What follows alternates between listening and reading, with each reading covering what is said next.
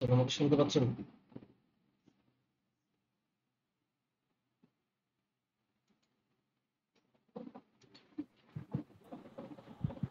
জি, শুনতে পাই তো। ওকে, আমরা অনেক লম্বা একটা গ্যাপ শেষে ক্লাস হ্যাঁ ভাইয়া শুনতে পাচ্ছি। ওকে, আমরা অনেক লম্বা একটা গ্যাপ শেষ করেই ক্লাসে আসছি। পার্টিসিপেন্ট সংখ্যা খুবই কম, তাও মোটামুটি ক্লাস চালানোর মতো আছে। গত কালকে একটা ক্লাস নিয়েছিলাম, ঈদের পরে ক্লাস শুরু হয়েছে, মাত্র 5 জন জয়েন করছে। যদিও তাদের ক্লাস 6-7টা হয়ে গেছে, 6-7টা হয়ে গেলে ওইদিকে পার্টিসিপেন্ট একটু কমে যায়, সেটা সত্যি, কিন্তু এত কম হবে সেটা মানে ভাবতে পারিনি। তো আপনাদের পার্টিসিপেন্ট সংখ্যা 3 নাম্বার ক্লাসে মাত্র 25 জন। 3 নাম্বার ক্লাসে মাত্র 25 জন আপনাদের পার্টিসিপেন্ট সংখ্যা। যদিও ঈদের গ্যাপের কারণে এটা হতে পারে, পরে পরে আরো অনেকে জয়েন করতে পারে, সেটাও হতে পারে। ভাই হচ্ছে ভয়েস ক্লিয়ার আসতেছে না, বুঝছেন? মানে এমনি ভয়েস শোনা যাচ্ছে, কিন্তু হচ্ছে ভয়েস একদম ক্লিয়ার আসতেছে না। আমাকে কি বাকিরা ক্লিয়ার করে শুনতে পাচ্ছেন? স্যার সেকেন্ড ক্লাসটা কবে হয়েছিল? সেকেন্ড ক্লাসটা হয়েছিল, এটা তো মার্চ মাসে হয়েছিল মনে হয়, লাস্ট না 31 তারিখ না কত তারিখ স্যার হয়েছে? 31 তারিখ স্যার। 31 তারিখ হয়েছে। স্যার ওইটা তো ফার্স্ট ক্লাস ছিল না? না, ফার্স্ট ক্লাস ছিল না। আমাদের 3টা ক্লাস তাহলে হয়েছে, একটা ওরিয়েন্টেশন ক্লাস, একটা প্রথম ক্লাস ফার্স্ট ক্লাস, আর একটা সেকেন্ড ক্লাস হয়েছে। আজকে 3 নাম্বার ক্লাসটা হচ্ছে। ও আচ্ছা, তাহলে আমি একটা মিস করছি। হ্যাঁ, আচ্ছা ওটা ঠিক আছে। ফেসবুক গ্রুপে আপলোড করা আছে, ওখান থেকে দেখে নিন। আচ্ছা, আচ্ছা আমাকে স্যার। আমাকে একটু বলেন তো যে বাকিরা আমাকে ক্লিয়ার করে শুনতে পাচ্ছেন কিনা? হ্যাঁ, এখন ভয়েস ক্লিয়ার আসতেছে। আচ্ছা জি স্যার শুনতে পাচ্ছি। জি আচ্ছা, স্যার ঠিক আছে, ঠিক শুনতে পাচ্ছি। আছে, ঠিক আছে, ওকে। সো আমরা ক্লাস স্টার্ট করব। ক্লাস স্টার্ট করার যেহেতু অনেক লম্বা একটা গ্যাপ, মাঝখানে কারো কোনো কোয়েশ্চেন্স থাকবে না হয়তো, আমি তাহলে ডিরেক্টলি ক্লাসে চলে যাই। আমাদের ক্লাস আজকে থেকে 2 ঘন্টা করে ক্লাসগুলো হবে। সো একটু ধৈর্য সহকারে সবার থাকার চেষ্টা করবেন, সবাই একটু মাইক অফ করে রাখবেন। যদি এর মধ্যে কারো কোনো প্রশ্ন থাকে করেন, না হলে আমরা ডিরেক্টলি ক্লাসে চলে যাই। যদি কারো কোনো কোয়েশ্চেন্স থাকে একটু করে ফেলেন।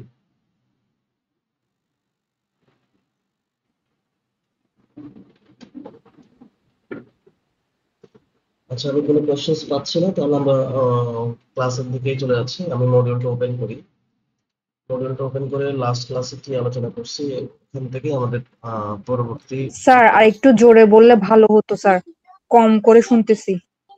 সবার কি সেম অবস্থা হচ্ছে? আমি কি, আমার কথা কি শোনা যাচ্ছে না যেভাবে বলতেছি? হ্যাঁ এখন শোনা যাচ্ছে স্যার। এরকম হচ্ছে কেন আজকে আবার? আচ্ছা, ঠিক আছে, আমি একটু লাউডলি বলার চেষ্টা করতেছি।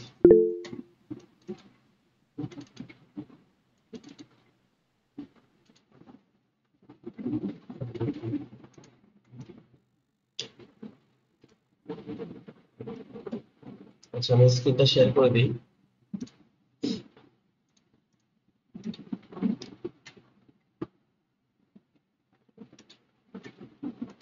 আশা করি সবাই আমার স্ক্রিন দেখতে পাচ্ছেন, রাইট? জি স্যার। জি। আচ্ছা, যদিও আমরা আজকে থার্ড ক্লাসের কথা বলতেছি, কিন্তু আমরা মনে হয় এখনো প্রথম ক্লাস বা দ্বিতীয় ক্লাসের টপিকেই থেকে গেছি। কারণ হচ্ছে কি, রমজানের সময় আমাদের ক্লাসগুলো 1 ঘন্টা করে ক্লাস ছিল, এই জন্যই আমরা টপিকটা মনে হয় ইয়ে করতে পারিনি। আমি একটু যদি আমাদের ফাইলটা যদি ওপেন করি, যে ক্লাসের ফাইলটা আমরা রেডি করছিলাম, প্র্যাকটিস করতেছিলাম, সেই ফাইলটা ওপেন করলে আমরা বুঝতে পারবো আমরা কত দূর আগাইছি, এবং আপনারা কেউ বলতে পারলে তো খুবই ভালো হয়।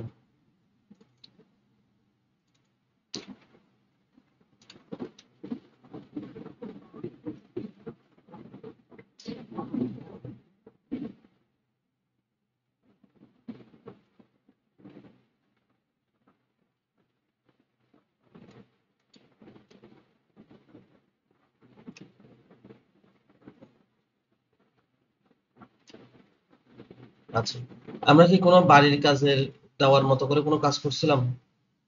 কোনো বাড়ির কাজ দেখিয়েছিলাম? আপনাদেরকে হোম টাস্ক দেওয়ার কথা ছিল। না স্যার, দেননি এখনো। অতটুকু পর্যন্ত আমরা যাইনি এখনো, তাই তো? আচ্ছা, সো আমরা আমরা মনে হয় এই যে এইখানকার যে উপরে যে ফাংশন গুলো দেখতে পাচ্ছেন, এগুলো সব দেখা হয়েছে না? যেগুলো সব দেখা হয়েছে, জি স্যার এগুলি দেখানো এগুলো হয়েছিল। দেখা হয়েছিল। ফাইন্ড এবং রিপ্লেস, এই ব্যাপারগুলো কি দেখাইছিলাম?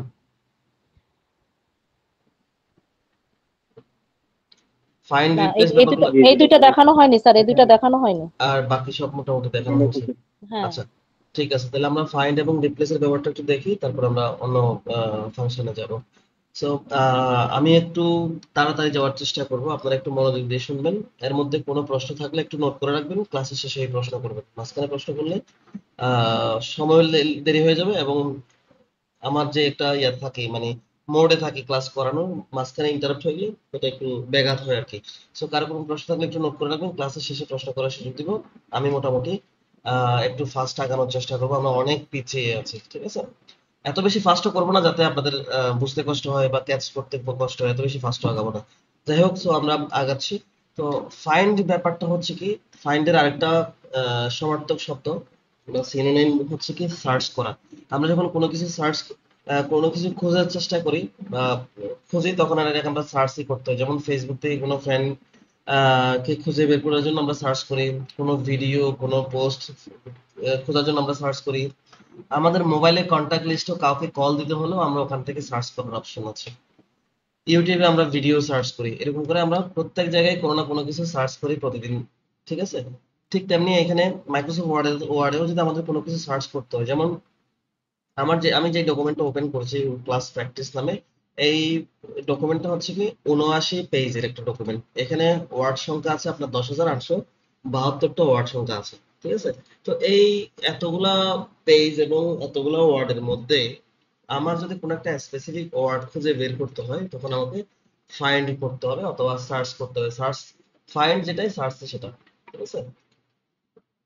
তো আমি যদি এখানে দেখেন যে ফাইন্ড এই অপশনে যদি আমি ক্লিক করি, তাহলে দেখেন যে এখানে এই সার্চের যে একটা আইকন থাকে না, সেটা এখানে দেখা যাচ্ছে। তো আমি এখানে যেটা লিখে সার্চ করব, সেই ওয়ার্ডটা যদি আমার এই ডকুমেন্টের মধ্যে থাকে, তাহলে সেটা খুঁজে চলে নিয়ে আসবে। যেমন আমি লিখছি এখানে ডেটা, আমি ডেটা লিখে সার্চ করেছি, দেখেন এখানে বলা হচ্ছে নো মেসেজ, মানে সে কোনো ডেটা ওয়ার্ডটা সে এখানে খুঁজে পায় না। কিন্তু আমি যদি এখানে লিখি ফক্স, সে আমাকে সেটাও খুঁজে দিতে পারে না। আমি তো আপনাদেরকে এগুলো দেখিয়েছি, ফাইন্ড এর ব্যবহার দেখিয়েছি, রিপ্লেস এর ব্যবহার দেখিয়েছি, আপনারা না বলতেছেন কেন? দেখিয়েছেন স্যার। তো বলেন তো, যে সময় নষ্ট করতেছেন। এই যে এখন আমি দেখতে পাচ্ছি যে আমি ফাইন্ড তো করেছি, ফক্সটাকে রিপ্লেস করে হর্সও করে ফেলেছি, এই যে এই জন্য তো কোনো ফক্স পাচ্ছি না। এই যে এটা করা হয়েছে, তো তাহলে এগুলো রিপিট করেন না, রিপিট করতে সময় নষ্ট হয়। না বুঝে থাকলে সেটা আমি দেখা দিতে পারো, সেটা ঠিক আছে, কিন্তু আমি যখন রিপিট করতে চাই আমাকে তো শুরু থেকেই ওই টপিকটাতে শুরু থেকেই বলতে হয়, তাই না? এটা সময় যাতে নষ্ট না হয়, এটা করেন না। আর ইনসার্ট মেনু থেকে কোনো কিছু দেখিয়েছি কিনা, এই মেনু থেকে কোনো কিছু, এখান থেকে কোনো কিছু দেখানো হয়েছে কিনা? অনেক লম্বা একটা গ্যাপ গেছে। তো যাই হোক, এখানে দেখানো হয় নাই মনে হচ্ছে, আমিও কোনো কিছু খুঁজে পাচ্ছি না দেখাইছি এরকম। আচ্ছা, যাই হোক, তাহলে আমরা এখান থেকে যেগুলো দেখবো, প্রথমত দেখেন এখানে একটা লেখা আছে কাভার পেজ, আমরা কাভার পেজ ডিজাইন করা দেখবো। এবং এখানে দেওয়া আছে হচ্ছে কি ব্ল্যাঙ্ক পেজ। এই ব্ল্যাঙ্ক পেজটা কি, আমার যখন এই পেজের পরে মাঝখানে বা এই পেজের আগে যখন আমার একটা ব্ল্যাঙ্ক পেজ দরকার হবে, তখন আমরা এখানে ক্লিক করলে আমাকে একটা ব্ল্যাঙ্ক পেজ পড়েছে, দেখেন এই পেজের আগে কোন একটা ডকুমেন্ট, এই ডকুমেন্টে এই পেজটাই আমার ব্ল্যাঙ্ক হিসেবে লাগবে। তাহলে এখন যে লেখাগুলো আছে সেটার নিচের নিচের পেজ অটোমেটিক চলে যাবে, যে আমি ব্ল্যাঙ্ক পেজে ক্লিক করছি, নিচের পেজে চলে আসছে, এই পেজটা ব্ল্যাঙ্ক হয়ে গেছে। তারপর হচ্ছে কি পেজ ব্রেক। পেজ ব্রেক মানে হচ্ছে কি, আমি এই যে লেখাগুলো দেখতে পাচ্ছেন না, আমি একটু লেখা, এই যে দেখেন এখানে যে লেখাগুলো দেখতে পাচ্ছেন না, আমি চাচ্ছি এতটুকু থেকে উপরের লেখাগুলো এই পেজে থেকে যাবে, আর পরের লেখাগুলো নিচের পেজে চলে যাবে। তো এটাকে বলা হয় পেজ ব্রেক। আমি এখানে পেজ ব্রেকে ক্লিক করলে দেখছেন যে যেখান থেকে ক্লিক করছিলাম সেই লেখাগুলো এখানে আছে, পরবর্তী পেজে এখানে চলে গেছে। তো আমি এই পেজ ব্রেকের শর্টকাট আছে যে কন্ট্রোল এন্টার, আপনি যতবার কন্ট্রোল এন্টার পেজ ক্লিক করবেন, ততবার একটা একটা করে পেজ ক্রিয়েট হবে। একটু আগে আমি আপনাদেরকে বলেছিলাম এখানে 79টা পেজ ছিল, আমি এখানে বেশ কয়েকটা কন্ট্রোল এন্টার বাটনে ক্লিক করছি, দেখেন এখানে এখন পেজ সংখ্যা হয়ে গেছে 103টা। 79টা পেজ থেকে 103টা পেজ হয়ে গেছে আমি কন্ট্রোল এন্টার চাপতে চাপতে। তাহলে পেজ ব্রেকের কাজ হচ্ছে কি, আমি একটা ব্ল্যাঙ্ক পেজ, মানে একটা পেজ আমি নিতে চাই, ব্ল্যাঙ্ক পেজ নতুন করে এখানে কাজ করার জন্য। আগে যে লেখাগুলো ছিল সেটা নিচের পেজে চলে যাবে, অথবা কোনো একটা ডকুমেন্টের কোনো একটা লেখার মাঝখান থেকে আমি অর্ধেকটা নিচের দিকে নিয়ে যেতে চাই, নিচের পেজে নিয়ে যেতে চাই, বাকি অর্ধেকটা আমি এখানে রাখতে চাই। সেক্ষেত্রে যতটুকু আপনি নিচে নিয়ে যেতে যাচ্ছেন তার আগে কাজটা রেখে যদি কন্ট্রোল এন্টার চাপেন, তাহলে এটা নিচের পেজে চলে যাবে, ঠিক আছে? এরপর আমরা একটু টেবল নিয়ে আলোচনা করি।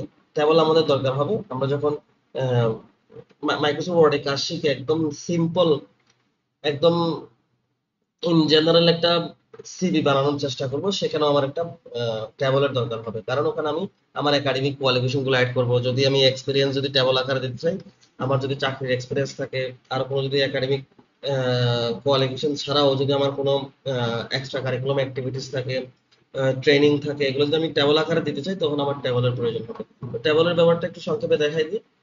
দেখেন আমি এখানে ট্যাবলে যখন ক্লিক করছি, এখানে কিছু ট্যাবল দেখা যাচ্ছে। দেখেন ট্যাবল গুলো দেখা যাচ্ছে না, আমি কিন্তু এখানে কোথাও ক্লিক করি নাই, আমি জাস্ট মাউসটা এগুলোর উপরে ঘুরাচ্ছি। ঘুরাচ্ছি মানে এটাকে হোভার করা বলে, হোভিং করা বলে। আমি এখানে হোভার করতেছি, যেদিকে আমি যতটুকু আমি নিয়ে যাচ্ছি ততটুকু কলাম আমার নিচের এই পেজে দেখাচ্ছে।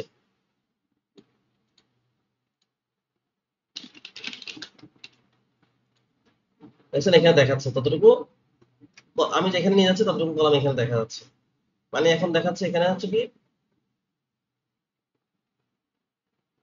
10টা কলাম 8টা রো এখানে দেখাচ্ছে। আমি এখানে ক্লিক করলে লাস্টের এইখানে যদি ক্লিক করি, এই 10টা কলাম 8টা রো এখানে চলে আসবে।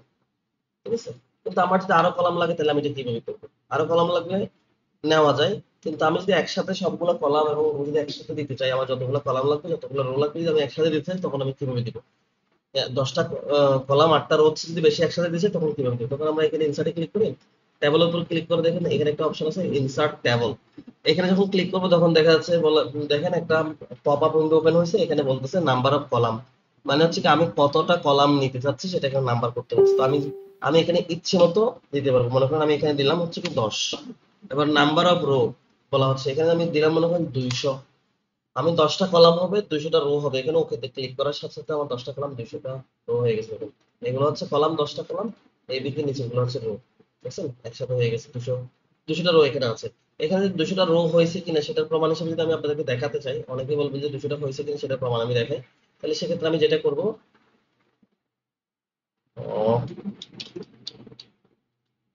আমি একটু নিচের দিকে যাই।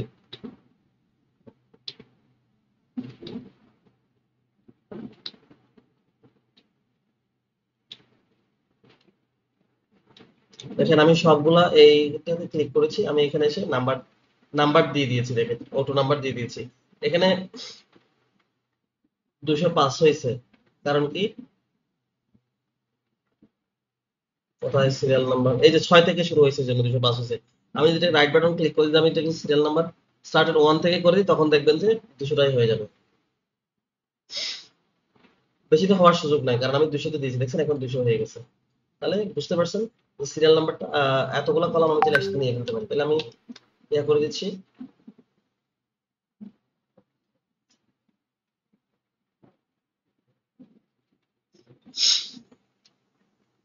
একটু করে লাইনে থাকুন।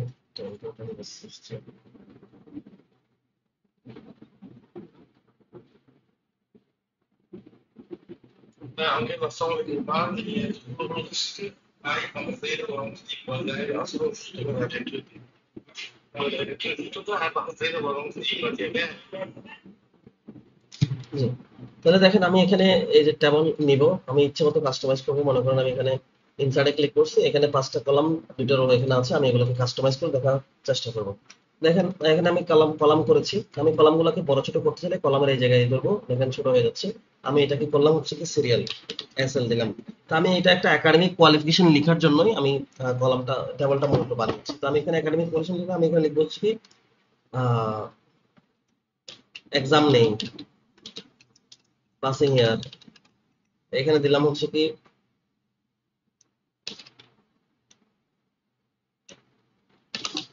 রেজাল্ট, এখানে দিলাম হচ্ছে কি বোর্ড।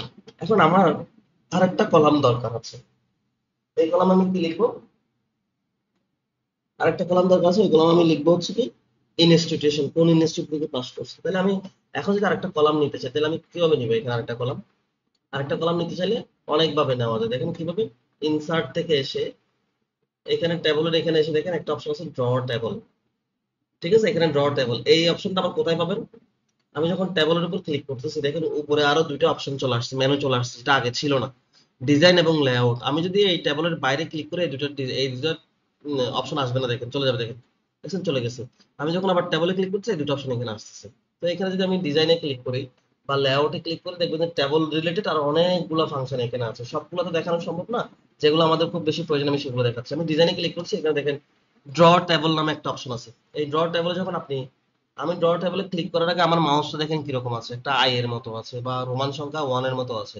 যখন আমি ড্র টেবিলে ক্লিক করবো তখন দেখবেন যে আমার এই কার্সরটা মাউসটা একটা পেন্সিলের মতো হয়ে গেছে। এই ড্র টেবিল নিয়ে আপনি ইচ্ছে মতো টেবিল ড্র করতে পারবেন। দেখেন আমি এখানে একটা যদি রো কলাম নিতে চাই, দেখেন আমার একটা কলাম হয়ে গেছে। আমি এখানে আর নিতে চাইলে আর নিতে পারবো, দেখেন ইচ্ছে মতো কলাম আমি এখানে নিতে পারতেছি। শুধু কি কলাম নিতে পারবো, আমি চাইলে রো নিতে পারবো। দেখেন দেখছেন, আমি ইচ্ছে মতো রো এখানে নিতে পারতেছি, ইচ্ছে মতো রো আমি এখানে নিতে পারতেছি। যতগুলো কলাম আমার দরকার আছে আমি এতগুলো নিতে পারতেছি। তো এটা তো আহ দুই একটা কলাম রো যদি নিতে হয় তাহলে আমরা নিলাম, না তো এটা এটা করাটা অসুবিধা, মানে একটু কষ্ট টাইপের। তাহলে আমি আরো কিভাবে নেওয়া যায় সেটা দেখে আপনাদেরকে। তাহলে দেখেন আমি ড্র টেবিল দিয়ে করতে পারতেছি। এরপর দেখেন আমি যদি আরো নিতে চাই, এখানে লেআউটে এসে দেখেন এদিকে 4টা অপশন আছে। বলা হচ্ছে কি ইনসার্ট অ্যাবাব, মানে ইনসার্ট রোস অ্যাবাব। রো আপনি উপরের দিকে রো নিতে চাইলে আপনাকে এখানে কি করতে হবে, ইনসার্ট রো অ্যাবাব। আমি এখানে ক্লিক করছি, দেখেন উপর দিকে একটা রো হয়ে গেছে।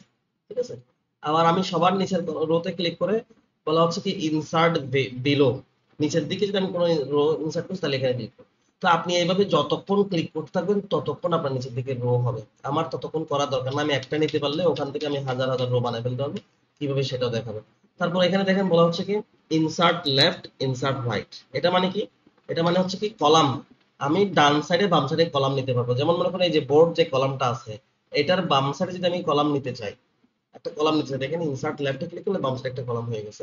আবার আমি এই যে বোর্ড লিখে আছে না, এইটার ডান সাইডে একটা আমি ইয়া নিতে চাই, কলাম নিতে চাই, সেক্ষেত্রে আমি ইনসার্ট রাইটে ক্লিক করলে দেখেন একটা হয়ে গেছে। ঠিক আছে, আমার তো এতগুলো দরকার না, আমার একটা দরকার। তো আমি চাইলে ডান পাশে নিতে পারি অথবা এটাকেও আমি ব্যবহার করতে পারি। এটাকে কিভাবে ব্যবহার করবো, এই বোর্ড লিখাটাকে সিলেক্ট করে ধরে টেনে ধরে ড্র্যাগ করে আমি এখানে নিয়ে আসছি। দেখেন বোর্ড লিখে কিন্তু পারছি, আমি এখানে লিখবো ইনস্টিটিউশন, অথবা এখান থেকে কাট করে নিয়ে আসতে পারতাম। আমি শর্টকাট করছি আর কি।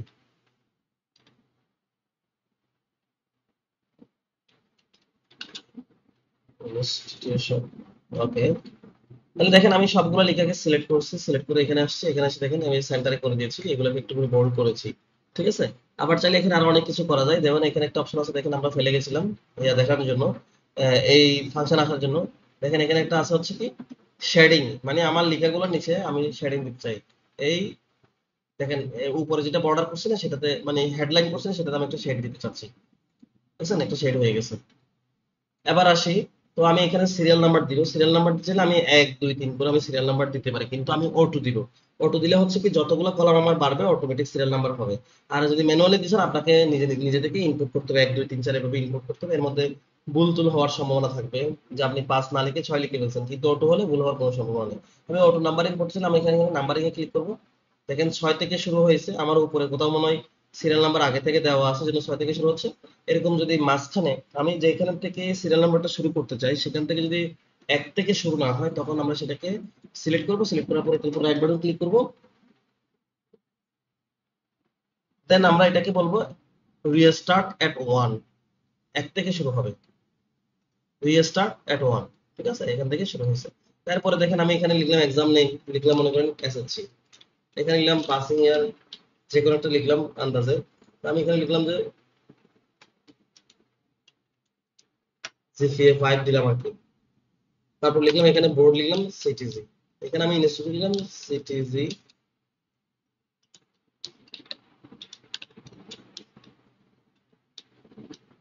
এই যে দেখেন আমার এই কলামটা ছোট বলে আমার লিখে নিচে চলে যাচ্ছে। তাহলে আমি এখানে কলাম ছোট করতে পারতেছি, এই কলামটা ছোট করতে পারতেছি, এই কলামটা আমি ছোট করে ফেলতে পারতেছি,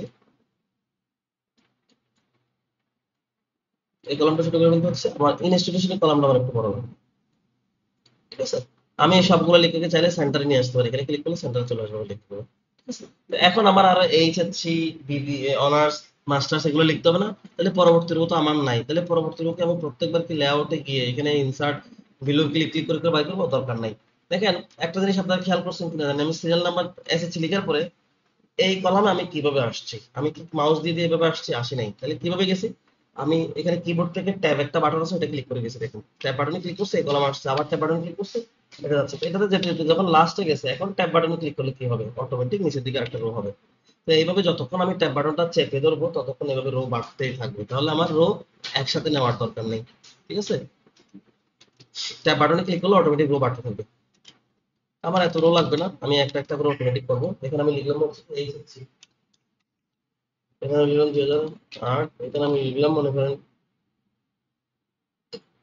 4.50 লিখলাম, এখানে আমি লিখলাম সিটিজি, এখানে লিখলাম সিটিজি ডট, ঠিক আছে। এরপর আমি এখানে লিখলাম অনার্স, এখানে লিখলাম মনে করেন 2012, এখানে আমি লিখলাম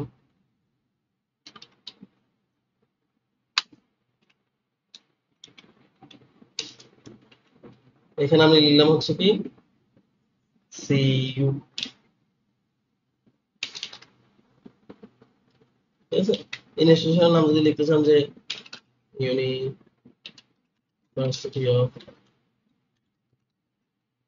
ঠিক আছে। আবার এখানে লিখলাম, আমি এখানে লিখলাম,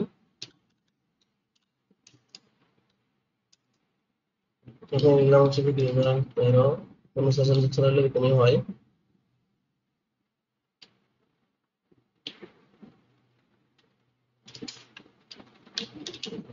দেখেন আমি একটু অলস প্রকৃতির মানুষ, আমি ইউনিভার্সিটি অফ চিটাগং এটা আবার মতো করে লিখবো না, আমি উপরে যাবো, উপরে করে পুরো লেখাটাকে সিলেক্ট করবো, কপি করে নিয়ে এসে আমি এখানে পেস্ট করে দিব।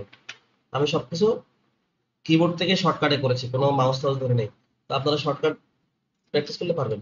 তাহলে দেখেন আমার একটা টেবল খুব সুন্দর হয়ে গেছে। এই টেবলকে আমরা চাইলে অনেক কিছু করতে পারি, যেমন আমি উপরে হেডিংটাকে ডিজাইন করেছি, আমি চাইলে এগুলোকেও ডিজাইন করতে পারি, এগুলোকে ডিজাইন করতে পারি কিভাবে দেখেন।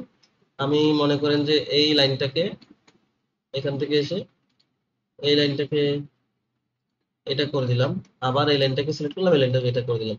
তো এইভাবে যখন কলাম রো যখন বাড়তে থাকবে আমি এগুলোকে এইভাবে ডিজাইন করতে পারি। আরো দেখেন এখানে কিন্তু ডিজাইন কিন্তু অটোমেটিক আছে, দেখেন ডিজাইন এখান থেকে এসে যদি আপনি এখান থেকে যেটা ক্লিক করবেন দেখেন সেই ডিজাইনটা হয়ে যাবে। এটা হচ্ছে কি ম্যানুয়াল মানে টেমপ্লেট করা আছে।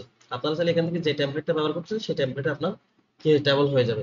কিন্তু আপনি আপনার নিজের মতো করে ইচ্ছে মতো কাস্টমাইজ করতে চাইলে সেটা হচ্ছে কিভাবে করবেন, আমি যেভাবে সেটিংটা দেখিয়ে দিচ্ছি, ঠিক আছে।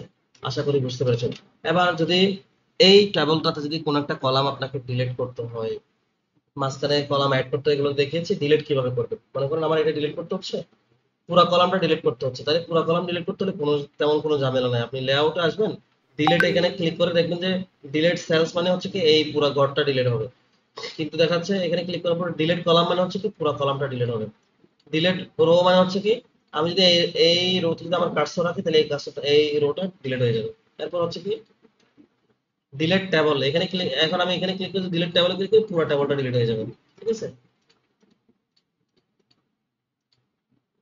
এবার আরেকটা ব্যাপার থাকে, আমি এইটার উপরে উপরের দিকে একটা কি নিব, রো নিব। দেখেন ইনসার্ট এবং উপরে একটা রো নিয়েছি, এটার শেডিংটা আমি হোয়াইট করে দিচ্ছি, নো শেডিং করে দিচ্ছি, ঠিক আছে। তো এখন এই সবগুলা কলামকে আমি একটা কলাম বানাই ফেলতে যাচ্ছি। মনে করেন এই দুইটা কলাম মিলে আমি একটা কলাম বানাই ফেলছি, এটা কিভাবে করবো, এটা করতে হয় মার্জ। আমি কি করব, এই সবগুলো ইয়াকে কলামকে মার্জ করব, রাইট বাটন ক্লিক করার পরে মার্জ এর এখানেও আছে, অথবা এদিকে লেআউটে ক্লিক করার পরে, লেআউট না ডিজাইনে মনে হয় লেআউটেই হবে। এই দেখেন মার্জ সেল, আমি এটাতে ক্লিক করছি সবগুলো মার্জ হয়ে গেছে, ঠিক আছে। আচ্ছা, তো আমি এটাকে মার্জ করব কেন, সবগুলোকে সিলেক্ট করে ফেলার পর আমি এখানে মার্জ করে ফেলছি। এখানে আমি লিখবো হচ্ছে কি একাডেমিক কোয়ালিফিকেশন,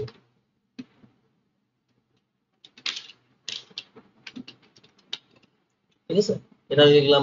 আপনি চাইলে এটাকে ফন্ট বড় বড় করলেন, বোল্ড তো করাই আছে, ঠিক আছে। এইটাকে চাইলে আপনি অন্য কোনো কালার দিতে পারেন, ঠিক আছে। তাহলে দেখেন আমার খুব সুন্দর করে একটা টেবল আমার হয়ে গেছে। আশা করি আমি বুঝাতে পেরেছি। এরপরে যদি কোনো স্পেসিফিক যদি কোনো এরকম কোনো রোটা যদি মাঝখানে ডিলিট করতে, তখন আপনারা কি করবেন, লেআউটে গিয়ে ডিজাইনে গিয়ে দেখেন এখানে ইরেজার আছে, ইরেজারে ক্লিক করার পর দেখেন মাউসটা কিরকম হয়ে গেছে। এখন যে লাইনের উপর ক্লিক করবেন সেই লাইনটা ডিলিট হয়ে যাবে, যে লাইনের উপর ক্লিক করবেন সেই লাইনটা ডিলিট হয়ে যাবে, ঠিক আছে? যে লাইনের উপর ক্লিক করছে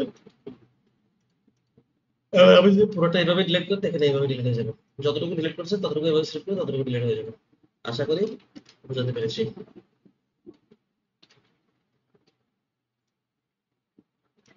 আচ্ছা, টেবলের কাজ তাহলে শেষ। এরপর আমরা দেখবো হচ্ছে কি ইনসার্টের মধ্যে বাকি আজকে একটা বাড়ির কাজ দেওয়া হবে আপনাদেরকে, আজকে একটা বাড়ির কাজ দেওয়া হবে। সেই বাড়ির কাজটা আপনারা আগামী ক্লাসে বাড়ির কাজ হিসেবে সাবমিট করবেন। এটা দেওয়ার জন্য ক্লাসের পর থেকে শুরু করার পর থেকে একজন জয়েন করছে, মাত্র 26 জন পার্টিসিপেন্ট। ওকে, আজকে একটা বাড়ির কাজ দিব এবং আজকে ছোট্ট একটা মার্কেট প্লেস নিয়ে আপনাদেরকে সাথে আলোচনা করবো, যে মার্কেট প্লেস থেকে চাইলে আপনারা আজকে থেকে ছোটখাটো ইনকাম করতে পারবেন। $1, দিনে $1, $1.5, $2 এভাবে করে ছোটখাটো ইনকাম করতে পারবেন। এরকম একটা মার্কেট প্লেসের সাথে পরিচয় করাবো। ওই মার্কেট প্লেসটা কাজ করতে গেলে স্কিলের কোনো প্রয়োজন নাই, জিরো স্কিল দিয়ে আপনি কাজ করতে পারবেন, বা শুধুমাত্র ওদের মানে কাজের ধরনটা আপনাকে বুঝতে হবে, কি করতে বলছে এটা বুঝতে হবে, সেই মোতাবেক আপনাকে কাজ করতে হবে, এগুলো দেখাই দিব। ঠিক আছে, তাহলে বাড়ির কাজ দিব এবং হচ্ছে কি একটা মার্কেট প্লেসের সাথে পরিচয় করাবো। আচ্ছা, বাড়ির কাজ দেওয়ার আগে বাড়ির কাজটা করতে পারার মতো করে আপনাদেরকে কিছু কাজ দেখানোর চেষ্টা করবো। প্রথমত, আমি যে বাড়ির কাজটা দিব সেটা মনে করেন একটা সিভি হবে বা একটা রিজিউম হবে। সেই রিজিউমে যদি আপনাকে একটা ছবি অ্যাড করতে হয়, মনে করেন আমার এটা একটা রিজিউম, ডান পাশে একটা পাসপোর্ট সাইজের পিকচার আমি এখানে বসাতে চাই, সেক্ষেত্রে আমি কিভাবে এখানে পিকচার বসাবো? সেক্ষেত্রে দেখেন ইনসার্ট, এখানে ইনসার্ট মেনুতে এসে দেখেন এখানে পিকচার নামে একটা অপশন আছে, আমি এখানে ক্লিক করলে আমার কোথায় পিকচার আছে সেটা আমাকে এখানে দেখাতে বলবে। ঠিক আছে, মনে করেন আমার ডেস্কটপে পিকচার আছে, আমি এখান থেকে আমার এই পিকচারটাকে আমি ডাবল ক্লিক করলাম, তাহলে দেখেন ডাবল ক্লিক করলাম অথবা পিকচারে ক্লিক করার পরে ইনসার্ট বাটনে ক্লিক করলাম, দেখেন এই যে ইনসার্ট বাটনে ক্লিক করলাম, দেখেন আমার পিকচারটা এখানে চলে আসছে। অনেক বড় একটা পিকচার এখানে চলে আসছে। অনেক বড় বলতে এটা পাসপোর্ট সাইজের পিকচার, কিন্তু রেজুলেশন খুবই ভালো বলে এটা অনেক বড় করে, না পাসপোর্ট সাইজের না, এটা তো হচ্ছে কি বড় আছে, দেখা যাচ্ছে সাইজ দেখা যাচ্ছে এদিকে 7 ইঞ্চি বাই 6 ইঞ্চি, প্রায় প্রায় 1 ফিটের কাছাকাছি।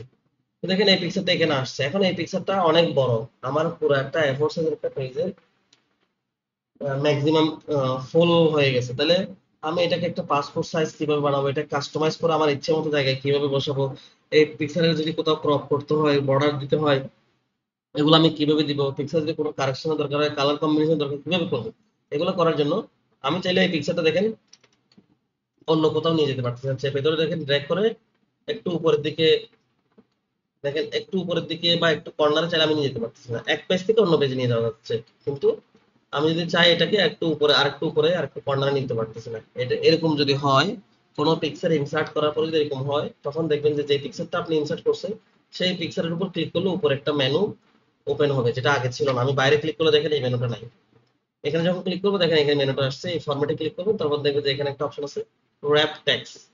এই র‍্যাপ টেক্সটে যখন ক্লিক করবেন, র‍্যাপ টেক্সটে এখানে অনেকগুলো ফাংশন আছে, এখান থেকে ইচ্ছে মতো যে কোনো একটা ফাংশনে ক্লিক করলে, যেমন মনে করেন আমি থ্রোতে দিলাম, ইচ্ছে মতো একটা ফাংশনে ক্লিক করলে এই পিকচারটা এখন আমি যেখানে খুশি সেখানে নিয়ে যেতে পারবো। দেখছেন, যেখানে খুশি সেখানে নিয়ে যেতে পারবো। তো আমার পিকচারটা নেওয়ার প্ল্যান ছিল, লিখা আছে এরকম একটা পেজে, মনে করেন এই পেজে লিখা আছে, আমি এই পেজে নিয়ে আসলাম।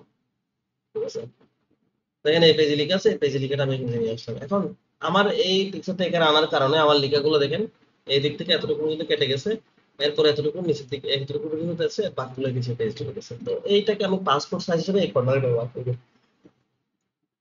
তখন আমি কি করব, প্রথমত আমাকে এই পিকচারটা পাসপোর্ট সাইজের মতো করে ক্রপ করতে, মনে করেন এটা একটা ফুল ছবি, আমার পা থেকে মাথা পর্যন্ত একটা ছবি, এটাকে যদি আমি পাসপোর্ট সাইজের মতো করে কেটে নিতে চাই, আমার মানে বুকের অংশ কতটুকু থাকবে, শোল্ডার কতটুকু থাকবে, চেস্ট বা শোল্ডার কতটুকু থাকবে সেটা আমি কেটে নিব। তো সেটা যদি আমার কাটতে চাই, তাহলে আমাকে এখানে দেখেন এখানে একটা অপশন আছে ক্রপ। আমি যখন ক্রপে ক্লিক করবো, দেখেন এই পিকচারের চারপাশে কিছু পয়েন্টার চলে আসছে, এই পয়েন্টার গুলো চেপে ধরে ড্র্যাগ করে যখন আমি যতটুকু কাটতে চাচ্ছি ততটুকুতে রাখবো, উপরে নিচে ডানে বামে যতটুকু কাটতে হয়। যদিও এটা আগে থেকেই একটা পাসপোর্ট সাইজ ছবি, তারপরেও দেখেন আমি আর একটু ক্রপ করে আপনাদেরকে দেখাচ্ছি। এখন আমি যতটুকু সিলেক্ট করছি ততটুকু ছবি থাকবে, বাকিটা ডিলিট হয়ে যাবে। দেখছেন, বাকিটা ডিলিট হয়ে গেছে। ওই পয়েন্টার গুলো টেনে ধরে যখন বাইরে ক্লিক করবেন, তাহলে আপনার ইয়াগুলো কেটে যাবে। এখন এটা একটা পাসপোর্ট সাইজের শেপে আসছে, কিন্তু সাইজটা এখনো পাসপোর্ট না, এটার এখনো সাইজ হচ্ছে কি দেখেন 7 ইঞ্চি বাই 5.5 ইঞ্চি। তাহলে এটাকে যদি আমি পাসপোর্ট সাইজে করে ফেলতেছি, তখন পাসপোর্ট সাইজে করতে হলে পাসপোর্ট সাইজ হচ্ছে কি, হাইট হচ্ছে কি 1.9 ইঞ্চি বা 2 ইঞ্চি, মনে করেন 2 ইঞ্চি দিলাম, আমি এটাকে 2 ইঞ্চি করছি।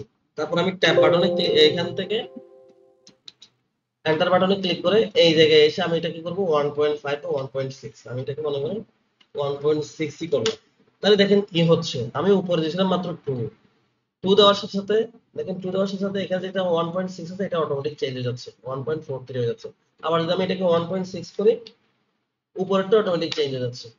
কারণ কি, এই একটা স্কেলের সাথে অন্য একটা স্কেল একদম লক হয়ে আছে, আমি এটা করলে অটোমেটিক এটা টেনে নিবে, এরকম করা আছে। তো এটা যদি আমি সঠিকভাবে করতে চাই, তখন আমি কিভাবে করবো, দেখেন রাইট বাটন, এই পিকচারের উপর রাইট বাটন ক্লিক করে নিচের দিকে একটা অপশন আছে সাইজ এবং পজিশন, সাইজ এবং পজিশন এই অপশনটা এখানেও আছে দেখেন, এই যে দেখেন পজিশন। আমি যখন এখানে ক্লিক করব, এখানে যখন আমি ক্লিক করব,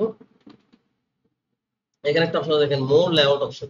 আমি এত ঝামেলা করে যাওয়ার কি দরকার, আমি এখানে এটার উপর রাইট বাটন ক্লিক করার পরে সাইজ এন্ড পজিশনে ক্লিক করে দেখবেন যে সাইজ অপশন এখানে চলে আসছে।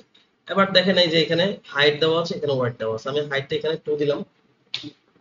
এখানে দেখেন ওয়াইডটা এখন পর্যন্ত কি আছে 5.41 আছে। আমি ট্যাব বাটনে ক্লিক করার সাথে সাথে এটা দেখবেন চেঞ্জ হয়ে যাবে, দেখছেন চেঞ্জ হয়ে 14 হয়ে গেছে।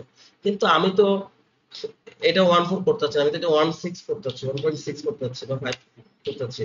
তো এটা ক্লিক করে দেখেন এদিকে আবার চেঞ্জ আছে। তো এটার সাথে এটা যাতে অটোমেটিক চেঞ্জ না হয় সেজন্য আপনাকে এখানে একটা লক করা আছে, টিক মার্ক দেওয়া আছে, এটা লক করা আছে, অ্যাসপেক্ট রেশিওটা লক করা আছে। আমি সেটা টিক মার্কটা যখন তুলে ফেলবো, এরপর আপনি এখানে যা লিখলেন তাই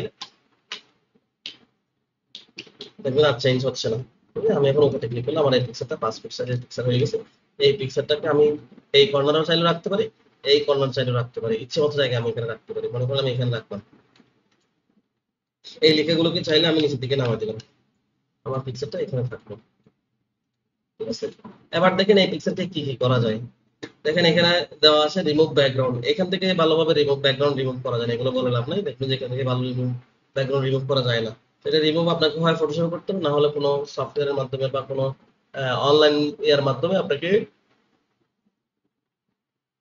ব্যাকগ্রাউন্ড রিমুভ করতে হবে। আপনি গুগলে সার্চ করলে background remove, image background remove, এটা ক্লিক সার্চ করলে হাজার হাজার সফটওয়্যার চলে আসবে, হাজার হাজার কি অনলাইন প্ল্যাটফর্ম চলে আসবে যেখান থেকে আপনি কি করতে পারবেন, ব্যাকগ্রাউন্ড চেঞ্জ করে ফেলতে পারবেন, ব্যাকগ্রাউন্ড ফেলে দিতে পারবেন। ঠিক আছে, তো আমার ব্যাকগ্রাউন্ড এখান থেকে আমি ফেলবো না, এটা করা এখান থেকে করা যাচ্ছে না। আমি দেখেন এই এটা আসছে, এরপর দেখেন কারেকশন। কারেকশন মানে হচ্ছে কালার কারেকশন। যেমন দেখেন আমার এই পিক্সেলটা একটু এই পাশে রাখি, পিক্সেলটা দেখেন আমি চাইলে ব্রাইটনেস বাড়াতে চাইলে এখান থেকে ব্রাইটনেস, কন্ট্রাস্ট সবকিছু আমি এখান থেকে বাড়াতে পারি। ঠিক আছে, আবার যদি চাই যে আমি শার্প এন্ড সফট, আমি যদি আমার পিক্সেলটাকে সফট দেখতে চাই তাহলে আমি এখানে ক্লিক করলে আমার পিক্সেলটা সফট হয়ে যাবে। যদি আমি এদিকে লাস্ট প্রান্তে নিয়ে যেতে তখন এটা দেখাচ্ছে শার্প, 50% শার্পেন। আমাকে এটাকে 50% শার্পেন করে বসে দেখেন পিক্সেলটা অনেক শার্প হয়ে গেছে। এরপর কালার, আমি যদি চাই পিক্সেলটাকে ইচ্ছে মতো কালার করতে, দেখেন এখানে বিভিন্ন কালার করার সুযোগ আছে। এখানে যে কালার গুলো আছে সেগুলো এখান থেকে করা যাবে। আবার মোর ভেরিয়েশন এখানে দেওয়া আছে, এখান থেকে চাইলে আপনি ইচ্ছে মতো কালার করতে পারবেন। ইচ্ছে মতো কালার এখান থেকে করতে পারবে, কালার কম্বিনেশন এখান থেকে করতে পারবেন। ঠিক আছে, আচ্ছা এরপর হচ্ছে কি আর্টিস্টিক। আপনার পিকচারটা একটু আর্টিস্ট টাইপের করতে চাইলে এখান থেকে ক্লিক করলে দেখেন এগুলো দেখা যাবে, আর্ট হয়ে যাবে। তো আমার এগুলো করার দরকার নেই। আর কম্প্রেস পিকচার, কোন একটা পিকচারের সাইজ বেশি হয়ে গেছে, এমবি বেশি, এটা যদি ছোট করতে চান তাহলে কম্প্রেস পিকচারে ক্লিক করে পিকচারটা ব্রাউজ করে দিলে এটা ছোট হয়ে যাবে। এরপর হচ্ছে কি চেঞ্জ পিকচার। আমি যে পিকচারটা এখানে ব্যবহার করছি, আমি এই পিকচারটা ব্যবহার না করে আরেকটা পিকচার ব্যবহার করতে যাচ্ছি। মনে করেন আমি এখানে আরেকটা পিকচার ব্যবহার করতে যাচ্ছি, সেক্ষেত্রে আমি ইনসার্টে গেলাম, পিকচারে ক্লিক করলাম, এখান থেকে মনে করেন আমি এই পিকচারটা আনছি, তাহলে এই পিকচারটা এনে ইনসার্ট করে আমি আনছি, এই পিকচারটা এনে আমার লাভ হয় নাই। কারণ কি, একটা পিকচার আনলে প্রথমে আমি তাকে এখান থেকে গিয়ে ফরম্যাটে গিয়ে র্যাপ টেক্সটে গিয়ে আমাকে এটা ফরম্যাট চেঞ্জ করতে হবে, পিকচারটা সাইজ করতে হবে, ক্রপ করতে হবে, কত কিছু কালার কম্বিনেশন করতে হবে, কত কিছু জানি না। আমি এভাবে কোন একটা পিকচারের পরিবর্তে আরেকটা পিকচার ব্যবহার করতে চাই, same size, same design, same style, তাহলে পরে আমরা যেটা করবো সেটা হচ্ছে কি, এখানে দেখেন চেঞ্জ পিকচার অপশন আছে, এখান থেকে ক্লিক করে আমি যে পিকচারটা দিয়ে যাচ্ছি সেই পিকচারটা আমি এখান থেকে ক্লিক করে দিলাম। দেখেন এই পিকচারটা আমাকে কোনো কিছু বড় ছোট লম্বা বাটি কিছু করা লাগে নাই, কালার কম্বিনেশন কিছু করা, অটোমেটিক এটা সেটআপ হয়ে গেছে, চেঞ্জ পিকচার থেকে করছি। ঠিক আছে, এখানে রিসেটে ক্লিক করলে, আমি আনডুতে ক্লিক করলে আমি আবার আগের পিকচার চলে যেতে পারতেছি। আশা করি বুঝা কমপ্লিট। এরপর দেখেন এখানে কিছু ডিজাইন করার টেমপ্লেট দিয়ে রেখেছে। দেখেন আমি এখান থেকে যেটাতেই আমার মাউস নিয়ে যাচ্ছে দেখেন আমার পিকচারটা সেইরকম হয়ে যাচ্ছে, সেটার মতো হয়ে যাচ্ছে। ঠিক আছে, আমি এটাতে ক্লিক করছি, দেখেন আমার পিকচারটা কি হয়ে গেছে। পিকচার বর্ডার, আমি যদি পিকচারের বর্ডার দিতে চাই তাহলে সেক্ষেত্রে বর্ডার দিতে পারতেছি, দেখছেন। আবার যদি আমি চাই এখান থেকে মনে করেন এটা দিলাম একটু 3D টাইপের, এটার বর্ডার যদি আমি লাল দিতে চাই লাল দিলাম। এখন যে বর্ডারটা দিয়েছি বর্ডারটা ভালোভাবে দেখা যাচ্ছে না, কারণ বর্ডারটা ছোট হয়ে গেছে। 3D অ্যানিমেশনের কারণে কি দেখা যাচ্ছে, ছোট দেখা যাচ্ছে, মানে অ্যানিমেশনের কারণে বর্ডারটা ভালোভাবে দেখা যাচ্ছে না। এখন আমি বর্ডারটা যদি বড় করতে চাই, রাইট বাটন এখানে ক্লিক করার পরে দেখেন হোয়াইট আছে, বর্ডারের হোয়াইট আছে, এই হোয়াইট থেকে সর্বোচ্চটা আমি দিলাম, এখন কিছুটা দেখা যাচ্ছে। আমি যদি চাই যে আমার বর্ডারটা আরো বেশি বড় করে ভিজিবল করে দেখা যাবে, সেই ক্ষেত্রে আমি এখানে এসে পিক্সেল বর্ডার হোয়াইট এখানে এসে দেখেন মোর লাইন্স এসে দেখেন এখানে দেওয়া আছে হোয়াইটটা কত দেওয়া আছে, হোয়াইট দেওয়া আছে 6 পয়েন্ট। আমি যখন এটাকে বাড়াবো বুঝছেন, অটোমেটিক এই বর্ডারটা বেড়ে যাচ্ছে, বড় হয়ে যাচ্ছে দেখেন, বুঝছেন বড় হয়ে যাচ্ছে। তো আপনার যতটুকু প্রয়োজন আপনি ততটুকু রাখবেন। মনে করেন আমি এটাকে 6 পয়েন্ট আছে, আমি এটাকে 10 পয়েন্ট করে দিতে চাই, বুঝছেন, এদিকে আমার এটা 10 পয়েন্ট হয়ে গেছে। আশা করি বুঝতে পেরেছেন। এরপর দেখেন পিকচার বর্ডার এখানে আছে কি অপশন আছে, আর তেমন কিছু নাই, কারণ আমরা দেখেছি। এরপর দেখেন পিকচারের ইফেক্টস, আমি পিকচারটাকে এই পাশে নিয়ে আসি ইফেক্টস গুলো একটু দেখানোর জন্য।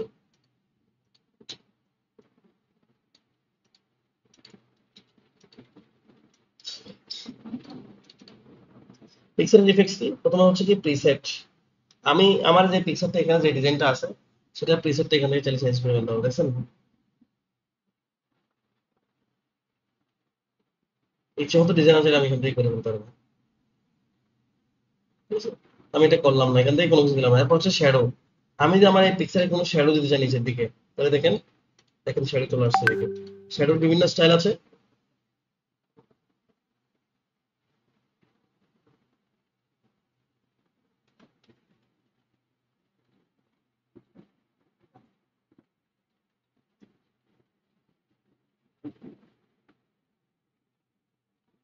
তো এখানে দেখেন আর কি কি আছে, শ্যাডো আছে, চাইলে আমি শ্যাডো দিতে পারি। তারপর হচ্ছে কি রিফ্লেকশন, আমি যদি চাই আমার পিকচারটা রিফ্লেকশন ব্যবহার করবো, প্রতিচ্ছবি ব্যবহার করবো, তাহলে দেখেন এদের পিক্সেল প্রতিচ্ছবি নিচের দিকে চলে আসছে, বুঝছেন এই পিকচারটার প্রতিচ্ছবি নিচের দিকে দেখা যাচ্ছে।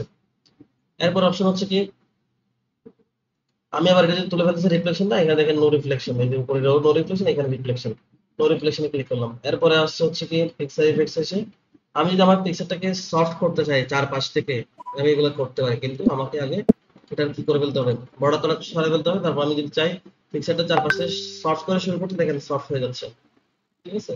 এটার পয়েন্ট অনুযায়ী সফটনেসটা কম বেশি হয়। আমি এখানে 50 পয়েন্ট দিলে এখানে চারপাশ থেকে সফট হয়ে মাঝখানে শুধু পিকচারটা দেখা যাচ্ছে একটু করে। আশা করি বুঝাতে পেরেছি। আচ্ছা, তারপর আর এখানে ভিভেল, ভিভেল বলতে আমার যে এখানে যে একটা বর্ডার ব্যবহার করেছি, এই বর্ডারের একটা স্টাইল আছে না, এটা হচ্ছে কি ভিভেল। তো এটা আমি কিভাবে করবো দেখেন, এখানে এসে দেখেন আমি যখন এটা দিচ্ছি দেখেন এটা পাল্টে যাচ্ছে। আমি এটা একটু বড় করে দেখাই আপনাদেরকে, দেখেন এটার বর্ডারটা এখন দেখেন এরকম আছে। যখন আমি এখান থেকে এসে যখন এটা চেঞ্জ করবো তখন দেখেন বর্ডারটা কিরকম হয়ে গেছে, আবার দেখেন কিরকম হচ্ছে, বুঝছেন বর্ডারগুলো চেঞ্জ হয়ে যাচ্ছে, দেখছেন? তো এটা ছিল, এটা সুন্দর আছে, ঠিক আছে? এরপর আর তেমন কিছু নাই। 3D রোটেশন, আপনার পিক্সেল যদি আপনি বিভিন্ন ভাবে 3D রোটেট করতে চান, এখান থেকে 3D রোটেট করতে হবে, ঠিক আছে?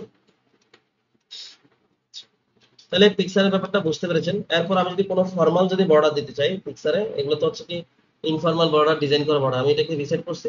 আমি এখানে কোনো ফর্মাল বর্ডার দিতে যাচ্ছি, সেক্ষেত্রে দেখেন পিক্সারটা এভাবে স্বাভাবিকভাবে থাকবে।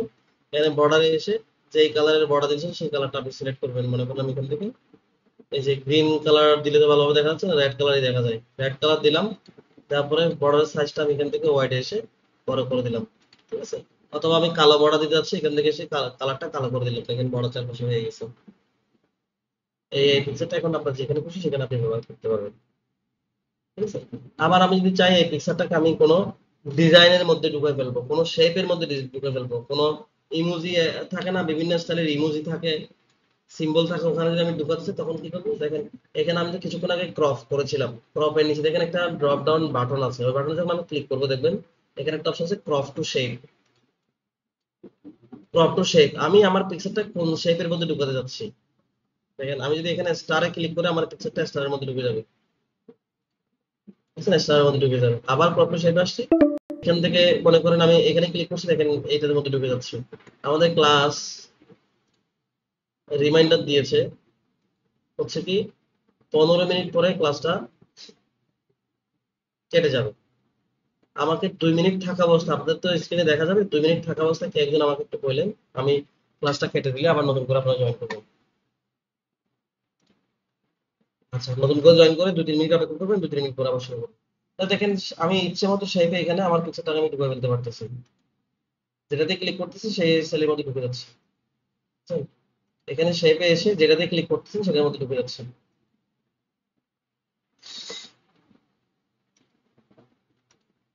বুঝছেন? তাহলে ইচ্ছা মতো ক্রপের মধ্যে আমরা মানে শেপের মধ্যে আমাদের পিক্সেল আমরা নিয়ে নিতে পারতেছি।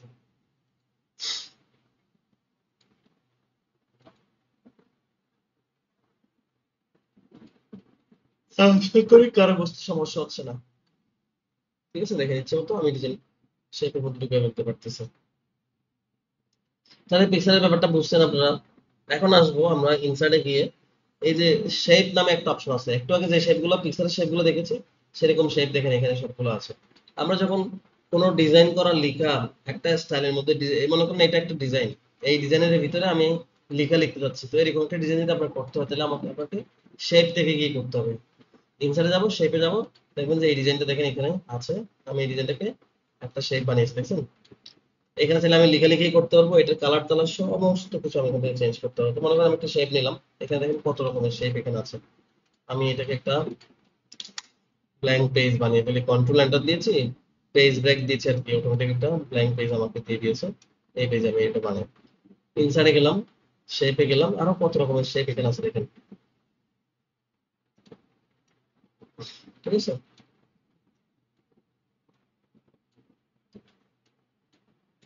আরো আছে, ইনসার্ট, শেপে গেলাম, শেপে যাওয়ার পরে দেখেন এখানে আরো কত রকমের শেপ আছে দেখেন। আমি এখান থেকে খুব সহজে দেখবেন যে কত সুন্দর আমি তারা ড্র করে ফেলতে পারতেছি, কত সুন্দর করে। এরপরে এখানে আরো আছে,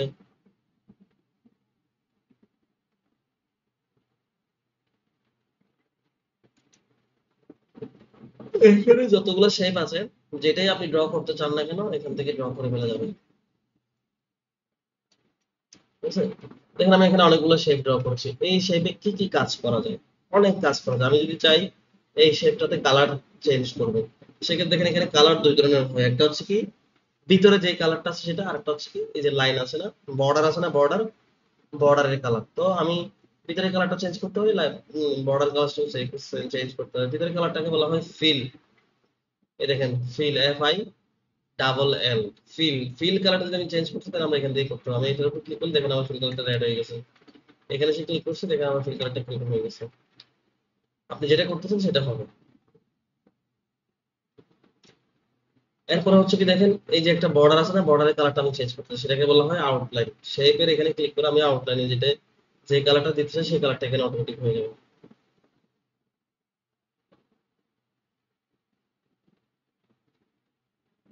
যেটাতে ক্লিক করবে সেটার মতো কালারটা হয়ে যাবে। মানে আমি এটা রেড কালারটা দিচ্ছি,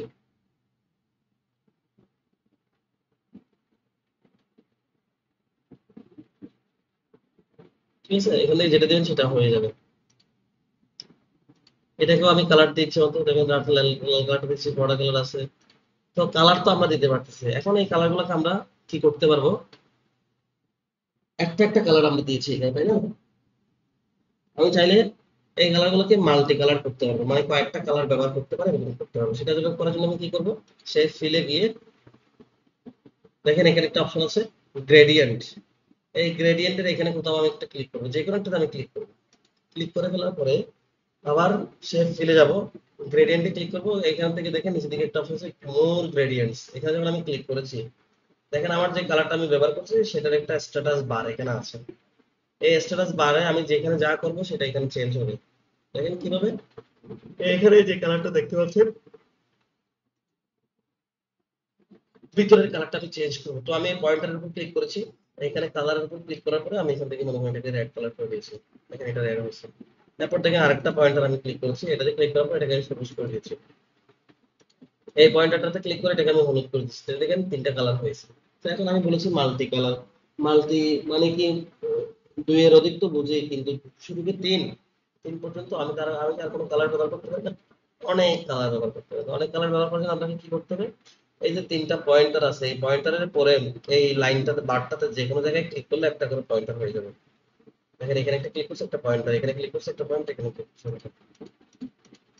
কতগুলো পয়েন্টার হচ্ছে?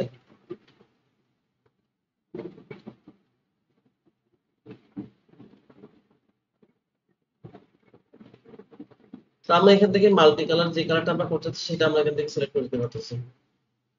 আমি আশা করি বুঝাতে পেরেছি, বুঝছেন? ইচ্ছে মতো কালার আমরা এখান থেকে করে নিতে পারবো।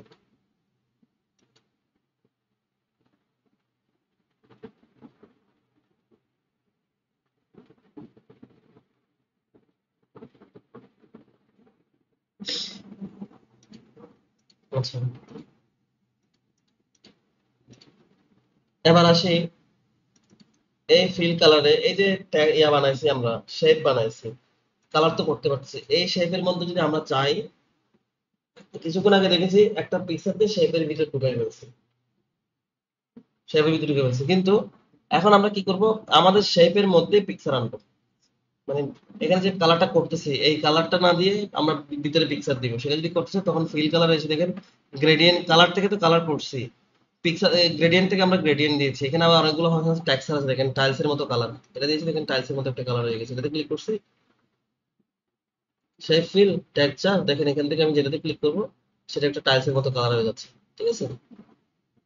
কিন্তু আমি চাচ্ছি যে এই যে তারা আছে না, এই তারার ভিতর আমার একটা পিকচার আনতে, একটা পিকচারকে আমি তারার ভিতর নিয়ে যেতে পারছি, কিন্তু তারাটাকে তারার ভিতর কিভাবে পিকচার আনবো সেটা যদি আমি করতে চাই, শেপ ফিলের পর দেখেন এখানে একটা পিকচার অপশন আছে, এখানে ক্লিক করার পরে আমি যদি আমার পিকচারটা সিলেক্ট করি, দেখবেন যে তারার ভিতর পিকচারটা চলে আসছে।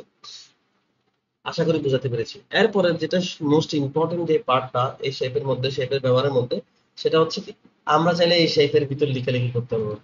ডকুমেন্টের যেখানে খুশি তো আমরা লেখালেখি করতে পারি, কিন্তু এই যে একটা শেপ নিয়েছে এটার ভিতরে আমি চাইলে আমি লেখালেখি করতে পারি। কিভাবে দেখবেন, কিভাবে অ্যাড করে লিখবেন, আমি এখানে ডাবল ক্লিক করলেও লেখার অপশন দিবে। এটা রাইট বাটন ক্লিক করার পরে দেখেন অ্যাড টেক্সট, এই অ্যাড টেক্সটের জন্য আমি ক্লিক করবো। ক্লিক করলে আমাকে এখানে দেখেন লেখার জন্য অপশন দিয়েছে, এখন আমি এখানে লিখতে পারি। আমি লিখেছি, এবং যে লিখেছি এটাকে আমি ফন্ট বড় করেছি একটু ভালোভাবে দেখা যাবে জন্য। ফন্ট বড় করে দিলাম, বোল্ড করে দিলাম, ঠিক আছে। দেখেন আমি চাইলে শেপের ভিতর লিখতে পারতেছি, ঠিক আছে, ইচ্ছে মতো লিখতে পারবো। এখন এখানে ইচ্ছে মতো লিখতে পারবো বলতে আমি এন্টার দিয়ে আবার লিখি এখানে বাংলাদেশ। আপনার শেপ যত বড় ততগুলো লিখে আপনার এখানে লিখতে পারবেন, এর চেয়ে বেশি লিখলে দেখেন শেপের বাইরে চলে যাবে, বুঝছেন। অনেক লেখা লিখতেছে কিন্তু কিছু দেখা যাচ্ছে না, হ্যাঁ অনেক কিছু লিখছি কিন্তু কিছু দেখা যাচ্ছে না, সেক্ষেত্রে আমার শেপের চেয়ে লেখা বেশি হয়ে যাওয়াতে দেখা যাচ্ছে না। শেপের ভিতরে আমি লিখতে পারবো, কিন্তু আমি চাচ্ছি যে এই যে একটা ইয়ে আছে না, বর্ডার মতো আছে না, এখানে যদি আমি লিখতে চাই তাহলে এখানে আমি কিভাবে লিখবো? এখানে তো এখন যেভাবে স্বাভাবিকভাবে এখানে লিখছি এভাবে লিখা যাবে না। এই দণ্ডের মধ্যে যদি আমি লিখতে চাই তখন আমাদেরকে এখানে একটা এক্সট্রা ফাংশন অ্যাড করতে হবে, সেটার নাম হচ্ছে কি ট্যাক্স বক্স। আমি এখানে ক্লিক করেছি, দেখেন একটা অপশন আছে, দেখেন ট্যাক্স বক্স। এই ট্যাক্স বক্সে ক্লিক করার পরে দেখেন ড্র ট্যাক্স বক্স। আমি যখন এখানে ক্লিক করবো ড্র ট্যাক্স বক্সে ক্লিক করছি, আমাকে একটা ট্যাক্স বক্স ড্র করতে বলতেছে এখানে।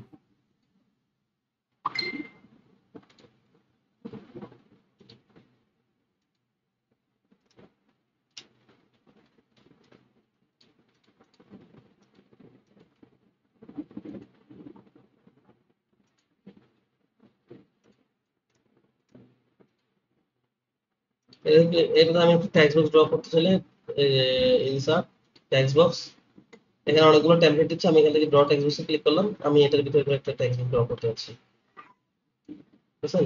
এখন আপনি এখানে চাইলে লিখতে পারবেন, বুঝছেন, আমি এখানে লিখতে পারতেছি, বুঝতে পারছেন। এবার এই ট্যাক্স বক্সটা আমি নিয়েছি, এটা যাতে দেখা না যায় মতো করে আমি করতে চাই, আমার এই ট্যাক্স বক্সটা দেখা যাবে না। আমি এটাকে সিলেক্ট করছি, সিলেক্ট করা বলে পরে এখানে যে ভিতরে যে কালারটা আছে ফরম্যাটে গেলাম, ফিল কালার, আমি ফিল কালারটাকে নো ফিল করে দিব, দেখবেন যে আর কোনো কালার নেই। এরপর দেখেন কালো করে একটা বর্ডার দেখা যাচ্ছে না, সেই আউটলাইন থেকে এসে আমি নো আউটলাইন করে দিয়েছি।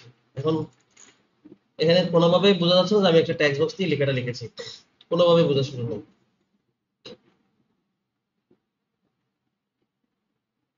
কোনোভাবে বোঝার কোনো সুযোগ নেই।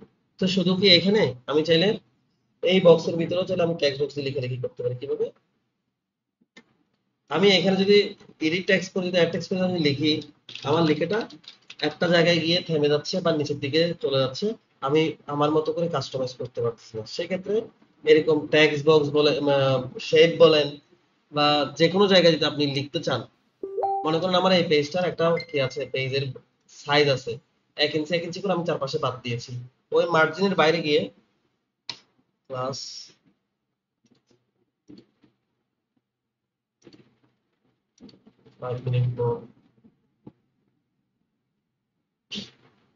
এতক্ষণ পরে ক্লাস লিঙ্ক চাই।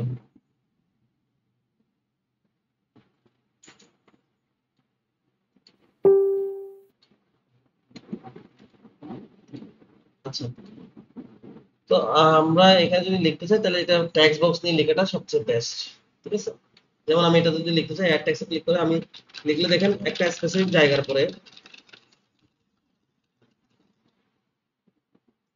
আর লিখে যাচ্ছে না। কিন্তু আমি যখন টেক্সট বক্স দিয়ে লিখবো, এগুলার কানায় কানায় লিখতে হবে। একদম কানায় কানায় লিখতে হবে।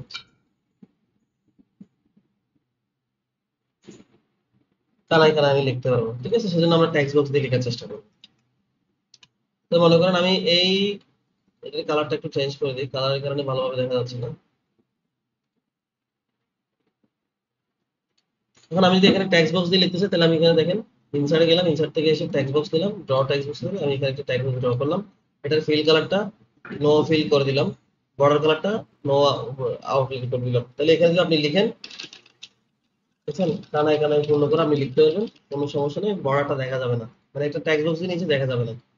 এটার প্রয়োজনীয়তা যখন আমরা কাজ করতাম তখন আমরা বুঝবো। এবার দেখেন আমি তো এখানে অনেকগুলা কি নিয়েছি, তো ক্লাস কেটে যাবে, এরপর নিচ্ছি, টাইম শেষ। আচ্ছা, ক্লাসটা কেটে যাচ্ছে, আপনারা সেম লিংকে এখন আবার জয়েন করবেন, সাথে সাথে জয়েন করবেন। সেম লিংকে জয়েন করে 3 মিনিট অপেক্ষা করবেন সবার জন্য, আবার কথা বলা শুরু করবেন।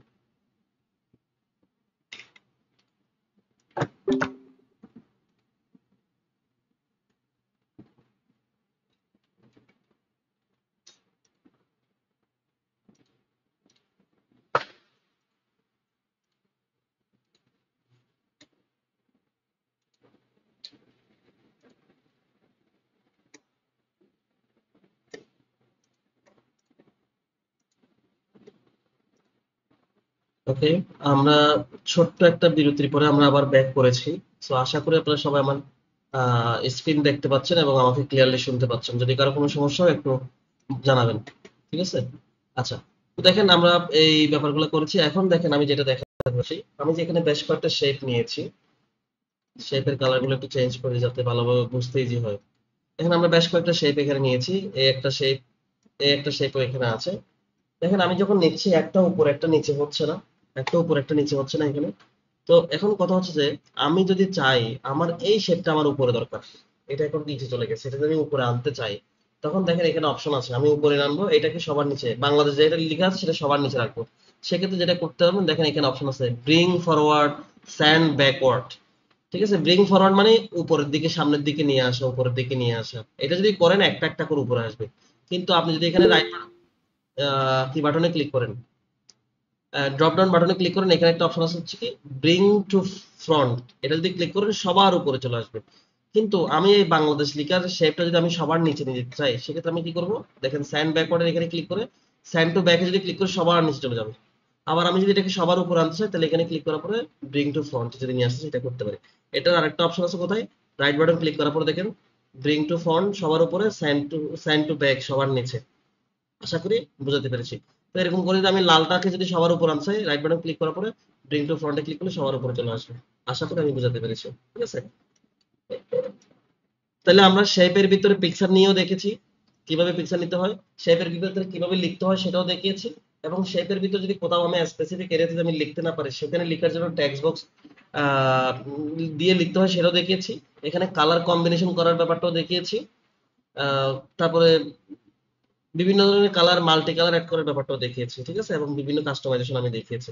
এখন আমি একটা বাড়ির কাজ দেখাবো, এই বাড়ির কাজটা আপনাদেরকে আগামী ক্লাসে করে আমাকে আমার মেইলে পাঠাইতে হবে, ঠিক আছে? বাড়ির কাজটা কি হবে সেটা আমি দেখাচ্ছি, একটু লাইনে থাকেন। বাড়ির কাজটা হচ্ছে যে এই ফোল্ডার আছে, ঠিক আছে? এটা এটা একটা বাড়ির কাজ, দেখেন এটা একটা বাড়ির কাজ। এটা হচ্ছে মডার্ন সিভি। বাংলাদেশে খুব একটা দেখবেন না এই ধরনের সিভি ব্যবহার হয়, খুব একটা দেখবেন না, একেবারে কম ব্যবহার হয় বললেও চলে। কিন্তু উন্নত দেশে আমাদের মতো জেনারেল যেই কলাম কলাম করে বা ইনফরমেশন দিয়ে নিজের কোয়ালিফিকেশন কতটুকু সেটা দিয়ে যে সিভি গুলা হয় একবারে নর্মাল, এই সিভি গুলা বাংলাদেশ ছাড়া পৃথিবীর আর কোনো দেশে ব্যবহার হয় না এত এত নর্মাল সিভি। তো উন্নত দেশে সিভি গুলা প্রায় স্ট্যান্ডার্ড, স্মার্ট বা মডার্ন সিভি হয়। তো ওখানে আমাদের কি হিসেবে, ফ্রিল্যান্সার হিসেবে আমাদের বিভিন্ন কান্ট্রি মডার্ন সিভি বানায় দেওয়ার জন্য কথা বলে। তো সেক্ষেত্রে আমরা যদি মডার্ন সিভি বানাতে চাই, আমরা মডার্ন সিভি যদি কয়েকটা ফরম্যাটে আমরা ভালোভাবে কাজ করতে পারি, যে কোনো ধরনের মডার্ন সিভি আমরা মোটামুটি করতে পারবো। ঠিক আছে? তো দেখেন এই ডিজাইনটা আমাদেরকে করতে হবে হুবহু। তাহলে আপনারা বলতে পারেন যে এই ডিজাইনটা করতে গেলে আমরা কিভাবে করবো, এগুলো কি করে দেখিয়েছি? এটাই তো আপনাদের বাড়ির কাজ, আপনারা এটা করে দেখবেন। শেপ কিভাবে নিতে হয় সেটা দেখিয়েছি, শেপের ভিতরে কিভাবে লিখতে হয় সেটা দেখিয়েছি, একটা পিকচার কিভাবে নিতে হয় সেটা দেখিয়েছি, পিকচারটাকে একটা শেপের মধ্যে, গোল শেপের মধ্যে বা তারা শেপের মধ্যে কিভাবে নিতে হয় সেটা দেখিয়েছি। তাহলে শেপের মধ্যে কালার কিভাবে করতে হয় সেটা দেখিয়েছি, শেপের ভিতরে লিখতে হয় কিভাবে হয় সেগুলো দেখিয়েছি, টেক্সট বক্স কিভাবে করতে হয় সেটা দেখিয়েছি। তাহলে এই সবকিছু মিলিয়ে আমাকে সেম ডিজাইন সেম কালারটা আমাকে করে দিতে হবে। আমি এই পিকচারটা আরেকটা দিব, এই পিকচারটা আমাদের ফেসবুক গ্রুপে পোস্ট করে দিব। ফেসবুক গ্রুপে পোস্ট করার ক্যাপশনের মধ্যে আমার ইমেল অ্যাড্রেস দেওয়া থাকবে। এটা মাইক্রোসফট ওয়ার্ডে এই সিভিটা, আরেকটা সিভি আছে, দুইটা বানিয়ে আমাকে মেইল করবেন। পিডিএফ করে দিলেও করতে পারেন অথবা ওয়ার্ড ফাইল পাঠানোর চেষ্টা করবেন, আমি ওয়ার্ড ফাইল থেকে দেখার চেষ্টা করব। ঠিক আছে, এই একটা, আরেকটা হচ্ছে এটা। তো অনেকে, আমি যখন এটা পোস্ট করবো অনেকে লেখাগুলো দেখতে গিয়ে লেখাগুলো বোঝা যাবে না, অনেক কিছু লেখা বোঝা যাওয়ার দরকার নেই, আমাকে ডিজাইনটা সেম করে দিতে হচ্ছে। লেখা তো আর সবগুলো একরকম, আমার আমার সিভি তো আর আপনার কাছে খাটবে না, তো এখানে তো আমার সিভি করার জন্য বলতেছি না, আমি জাস্ট ডিজাইনটা ফরম্যাটটা বানাতে বলতেছি, লিখে আপনার যা খুশি তা আপনি লিখে দিতে পারবেন। এখানে বলা হয়েছে যে এডুকেশন 2005 থেকে 2010 পর্যন্ত আপনি কি লেখাপড়া করছেন সেটা এখানে লিখতে হবে, 2010 থেকে 11 পর্যন্ত কি লিখছেন। যেমন আমি একটু আগে লিখছি এসএসসি 2006 থেকে 2006 সাল, তারপর হচ্ছে কি এইচএসসি হচ্ছে কি আমার 2008 সাল, এভাবে লিখেছি। তারপর দেখে অনার্স মাস্টার্স লিখেছি, এগুলা কি কি করছে এগুলো এখানে। তারপর হচ্ছে ওয়ার্ক এক্সপিরিয়েন্স, তারপর স্কিল, এভাবে আসতেছে। এইদিকে আমার পার্সোনাল কিছু ইনফরমেশন এখানে থাকতেছে। ঠিক আছে, তো এই সিভিটা ডিজাইনটা আপনারা করে আমাকে পাঠাবেন, এইটা আর হচ্ছে এইটা, এই দুইটা সিভি, এই দুইটা সিভি বাড়ির কাজ করে আহ আগামী ক্লাসে করবেন, সাবমিট করবেন। কেউ বাড়ির কাজ জমা দেওয়া ছাড়া ক্লাসে জয়েন করবেন না, আমি সবার বাড়ির কাজ চেক করব। প্রত্যেকে এটা করে আমাকে আমার মেইলে পাঠাবেন, সবার প্রত্যেকের বাড়ির কাজ, নাম যারা যারা পার্টিসিপেন্ট থাকবেন তাদের নাম ধরে ধরে আমি মেইল চেক করব এবং সবার বাড়ির কাজ চেক করব। কেউ বাড়ির কাজ না করে ক্লাসে জয়েন করবেন না। এবং যদি করতে না পারেন কোনো কারণে, সামহাও আপনার ল্যাপটপ নাই, কম্পিউটার নাই, বা ল্যাপটপ নষ্ট হয়ে গেছে, কোনো কারণে আপনার ইমার্জেন্সি খুব জরুরি কাজের কারণে করতে পারেন নাই, সেগুলা যদি হয়, আমি এক্সকিউজ গুলো আগেই বলে দিচ্ছি, এগুলো বলার দরকার নেই। আপনারা বাড়ির কাজ না দিতে পারলে ক্লাসে জয়েন করবেন না। আচ্ছা, তাহলে এতটুকুতে থাকবে। এখন আমরা একটা ইনসার্টের আর কয়েকটা মেনু দেখবো, আর কয়েকটা ফাংশন দেখবো, এরপর আমরা মার্কেট প্লেস নিয়ে আলোচনা করবো। আমরা মার্কেট প্লেস নিয়ে আলোচনায় চলে যাই। আর কোনো এখান থেকে আর কোনো কাজ দেখাচ্ছে না, বাকি কাজগুলো আমরা পরবর্তী ক্লাসে।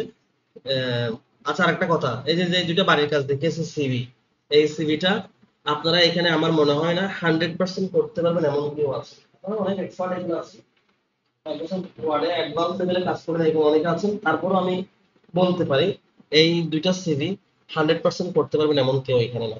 আর যদিও করতে পারেন, দেখা যাচ্ছে 3-4 ঘন্টা সময় লেগে যাচ্ছে দুইটা। তো যতটুকু করতে পারেন, আমার কথা হচ্ছে না আপনি এই পুরো সিভির 1% করতে পারছেন, আপনি 1% এটা বাড়ির কাছে হিসেবে জমা দিবেন। আপনারা কে করতে পারবেন না সেটা আমি জানি।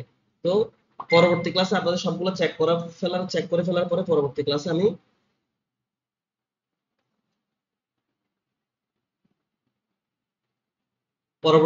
আমি সম্পূর্ণ সিভিটা শুরু থেকে শেষ পর্যন্ত কিভাবে করতে হয় সেটা দেখাবো, এবং টোটাল সিভি, এই ধরনের সিভি বানানোর জন্য টেকনিক গুলো আমি পরবর্তী ক্লাসে দেখাই দিব। সো ঘাবড়ানোর দরকার নাই, যতটুকু করতে পারেন ততটুকুই বাড়ির কাছে হিসেবে জমা দিবেন। আবার বলবেন না যে স্যার আমি অর্ধেক করছি, বাকিটা কিভাবে করবো এটা দেখাই দেন, ওইভাবে মানে মেসেঞ্জার গ্রুপে দেখানো সম্ভব না। পরবর্তী ক্লাসে আমি শুরু থেকে শেষ পর্যন্ত পুরো সিভিটা বানিয়ে দেখাবো। ঠিক আছে, তো আমরা ইয়াতে চলে যাই, একটা মার্কেট প্লেস নিয়ে আলোচনা করবো বলছি, সেই ক্লাসে চলে যাই। আর ওয়ার্ডের ক্লাসটা, মাইক্রোসফট ওয়ার্ডের ক্লাসটা আজকে একটু থাকুক। তাহলে মার্কেট প্লেস নিয়ে আমরা যখন আলোচনা করবো, আমি মডিউলটা একটু ওপেন করি। এই দেখেন, দ্বিতীয় ক্লাসে এখানে একটা অপশন আছে, এখানে কিছু টপিক আছে হচ্ছে কি micro tasking, board sign up work, create account, marketplace 1।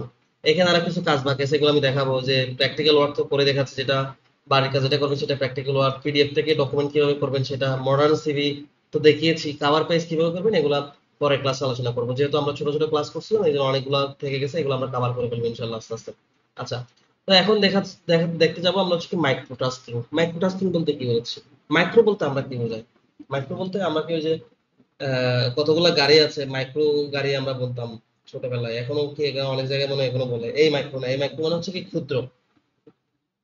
ঠিক আছে, ম্যাক্রো এবং হচ্ছে কি মাইক্রো, এই মাইক্রো মানে হচ্ছে কি ক্ষুদ্র বা ক্ষুদ্রই বোঝায় আর কি। আমরা পড়াশোনা করছি মাইক্রো ইকোনমিক্স। ম্যাক্রো ইকোনমিক্স মানে হচ্ছে কি আহ, আর কি মাইক্রো ম্যাক্রো আর কি। তো আমরা এই মাইক্রো টাস্কিং ক্ষুদ্র কাজগুলো আমরা করার চেষ্টা করবো। এই ক্ষুদ্র কাজগুলো যদি আমরা করতে চাই, ক্ষুদ্র কাজ কোনগুলোকে বলা হচ্ছে, যে এই কাজগুলো হচ্ছে কি কয়েকটা কাজ করলে আপনি $1 ইনকাম করতে পারবেন, কয়েকটা কাজ। কিন্তু আমরা দিন শেষে কোর্স শেষে যখন যে কাজগুলো করবো সেগুলো হচ্ছে একটা কাজের আপনি কয়েকশো ডলারের কাজ করতে পারবেন, অথবা একটা কাজ $5 $10, $5 নিচে তো কোনো কাজই নাই। ঠিক আছে, তখন হচ্ছে কি তখন আমরা স্কিল ডেভেলপ করার ফেলার পরে আমরা যখন ফ্রিল্যান্সার হব তখন। কিন্তু আমরা তো এখনো কেউ ফ্রিল্যান্সার না, এখানে কেউ আমাদের স্কিল ডেভেলপ হয়নি। ক্লাস চলাকালীন কোর্স চলাকালীন ক্লাস চলাকালীন ক্লাসের পাশাপাশি ছোটখাটো ছোটখাটো কিছু ইনকাম করে দেওয়ার জন্য আমরা ছোট ছোট কাজগুলো করব। এই কাজটা কখনো ক্যারিয়ার হতে পারে না, কারো ক্যারিয়ার হবে না, এটাকে আবার সিরিয়াসলি নিয়ে আমি এটা দিয়েই আমার জীবন পার করে দেবো এই ধরনের করবেন না। আমাদের স্বপ্ন অনেক বড় হবে এবং সেই স্বপ্ন বাস্তবায়ন করার জন্য আমরা একদম লেগে থাকবো। আমি বারবার একটা কথা বলি, আমরা হারতে হারতে জিতে যাই যদি আমরা লেগে থাকি, কিন্তু আমরা জিততে জিততে হেরে যাই। দেখা যাচ্ছে আমি সবসময় তো জিততেছি, জিততে জিততে হেরে যাই যখন আমরা ছেড়ে দিই। তো এইগুলো করা যাবে না, আমরা স্বপ্ন দেখবো বড়, আমরা ফ্রিল্যান্সার হবো। এই ছোটখাটো মাইক্রোটাস্কিং কাজ টাজ এগুলো সারাদিন কাজ করে $2 $3 ইনকাম করবো। এর মধ্যে অনেক ধরনের রিস্ক থাকবে। তো এইগুলো আমরা করবো না, এটা ক্যারিয়ার হবে না। এটা জাস্ট হচ্ছে কি আমরা কোর্স চলাকালীন কোর্সের পাশাপাশি ছোটখাটো ছোটখাটো ইনকাম করে এক মাসে যদি আমি মনে করেন $20 আমি আর্ন করতে পারি, তাহলে আমার কোর্সের টাকাটা এখান থেকে উঠে যায়। এই জন্য আমরা এই ছোটখাটো এগুলো দেখাই। ঠিক আছে, মার্কেট প্লেস গুলো দেখাই। তো এটাকে মাইক্রো টাস্কিং হচ্ছে ক্ষুদ্র কাজ, আর বাকি কাজগুলো কিভাবে অ্যাকাউন্ট ক্রিয়েট করতে হবে সেটা দেখিয়ে দিব। বোর্ড সাইন আপ ওয়ার্ক গুলো কি আমি বিস্তারিত আলোচনা করবো, এবং এই মার্কেট প্লেসের উপরে আমার আগে থেকে বানানো 3টা টিউটোরিয়াল আছে, আমি এটা সম্পর্কে ডিটেলস আলোচনা করব। এবং ওই 3টা টিউটোরিয়াল দেখার পরে আপনার অ্যাকাউন্ট ক্রিয়েট করে কাজ করার চেষ্টা করবো। তো এই মার্কেট প্লেসটার নামটা কি? আমরা তো অনেকগুলো মার্কেট প্লেসের নাম প্রথম দিনেই আপনারা অনেকে বলেছেন, ফাইবার, আপওয়ার্ক, ফ্রিল্যান্সার.কম, বিভিন্ন ধরনের মার্কেট প্লেসের নাম বলেছেন। এই মার্কেট প্লেসের নাম আপনাদের মধ্যে কেউ শুনেছেন কিনা আমি জানি না, যদি কেউ শুনে থাকেন একটু বলবেন। এটার নাম হচ্ছে কি রেপিড ওয়ার্কার্স। আপনারা এখানে পার্টিসিপেন্ট আছেন হচ্ছেন যে 28 জন। আপনাদের 28 জনের মধ্যে কই জমা দেবো? স্যার ক্লাসটা মনে হয় রেকর্ড হচ্ছে না। হ্যাঁ রেকর্ড হচ্ছে, ক্লাস রেকর্ড হচ্ছে। একদিন বলছেন সিভি কই জমা দিবেন, বলেছিলাম মেইলে জমা দিবেন। মেইল অ্যাড্রেস আমি দিয়ে দিব। আচ্ছা, তো এই মার্কেট প্লেস সম্পর্কে কেউ জানেন? রেপিড ওয়ার্কার্স এটার নাম শুনেছেন কেউ আগে? আপনাদের 28 জনের মধ্যে কেউ নাম শুনেছেন? শুনেন নাই? আচ্ছা না স্যার শুনি নাই। আচ্ছা, শুনেন নাই, ঠিক আছে। তো এই মার্কেট প্লেসে আমরা ছোটখাটো ছোটখাটো কাজ করে আমরা এখান থেকে আর্ন করার চেষ্টা করবো। কেউ একজন মনে হয় নো, আচ্ছা নো বলেছেন। ছোটখাটো ছোটখাটো কাজ করে আমরা আর্ন করবো। এখানে কত ছোট কাজগুলো, ছোট মাইক্রো টাস্কিং কেন বলা হচ্ছে, এটা অনেক ছোট সেজন্য কত ছোট এক একটা কাজ সেটা আমরা দেখার চেষ্টা করি। এখানে দেখা হচ্ছে যে একটা কাজের অ্যামাউন্ট দেখেন, মানে প্রাইসের অ্যামাউন্টটা বলা হচ্ছে কি 10 সেন্ট। 10 সেন্ট মানে কি? 10 সেন্ট মানে যদি বাংলা টাকার হিসাব করি তাহলে 10 পয়সা। মানে 10 সেন্টের সমান 10 পয়সা না, এমনি সেন্টটা হচ্ছে কি আমাদের পয়সা। ডলারের সেন্ট, টাকার হচ্ছে পয়সা। যেমন একটা কাজের দাম যদি 10 পয়সা হয়, 1 টাকা ইনকাম করতে আমার কয়টা কাজ করতে হবে? 10টা। 10টা, এক্স্যাক্টলি। ঠিক তেমনি একটা কাজের দাম 10 সেন্ট হলে আমাদের $1 ইনকাম করতে আমাদের 10টা কাজ করতে হবে। এবার বলা হচ্ছে টাইম দেখেন 1 মিনিট। এই 1 মিনিট টাইমটা কি? মানে কাজটাকে 10 সেন্টের কাজটাকে আমাকে 1 মিনিটের মধ্যে করতে হবে? ব্যাপারটা এরকম না। ব্যাপারটা হচ্ছে কি এই কাজটা করতে আসলে 1 মিনিট সময় লাগবে সেটা বলতেছে। আপনি চাইলে 5 মিনিট ধরে করতে পারবেন, 10 মিনিট ধরে করতে পারবেন, 1 ঘন্টা ধরেও আপনি কাজটা করতে পারবেন, কিন্তু এই কাজটা করতে 1 মিনিট সময় লাগে সেটা বলতেছে। এখন এরকম 10টা কাজ করলে আপনি $1 পাবেন। ঠিক আছে, এখন কাজটা কি? কাজটা হচ্ছে কি vote for this YouTube, vote for this video. এই যে দেখেন আমার মডিউলে কি লেখা আছে ভোট, আমি সাইন আপেরটা পরে যাচ্ছি, আগে ভোটটা যাচ্ছে। তাহলে এখানে কি বলা হচ্ছে ভোট ফর দিস ভিডিও। তার মানে কি? তার মানে হচ্ছে কি আপনি যখন এখানে এসে যখন কাজগুলো ওপেন করবেন, আপনি যখন কাজগুলো ওপেন করবেন এখানে সবসময় কাজ থাকে, একদম 24/7 এখানে কাজ থাকবে। কাজগুলো যখন ওপেন করবেন কাজের জন্য আপনাকে অর্ডার, বায়ার আপনাকে অর্ডার দিবে, আপনার সাথে মেসেজ করবে, মেসেজ করার পরে কাজগুলো দিবে, এরকম না। কাজ এখানে সবসময় থাকবে এবং কাজের ডিটেলস লেখা থাকবে। কাজগুলো ডিটেলস গুলো দেখে দেখে পরে পরে আপনি কাজগুলো করবেন। তাহলে এই কাজটা কিরকম হবে এটা ভিডিওতে একদম, আমি যে টিউটোরিয়াল গুলো দিব ওই টিউটোরিয়াল একদম বিস্তারিত আলোচনা থাকবে। আমি বলে দিচ্ছি কিভাবে। এখানে আপনাকে বলা হচ্ছে যে YouTube vote for this video.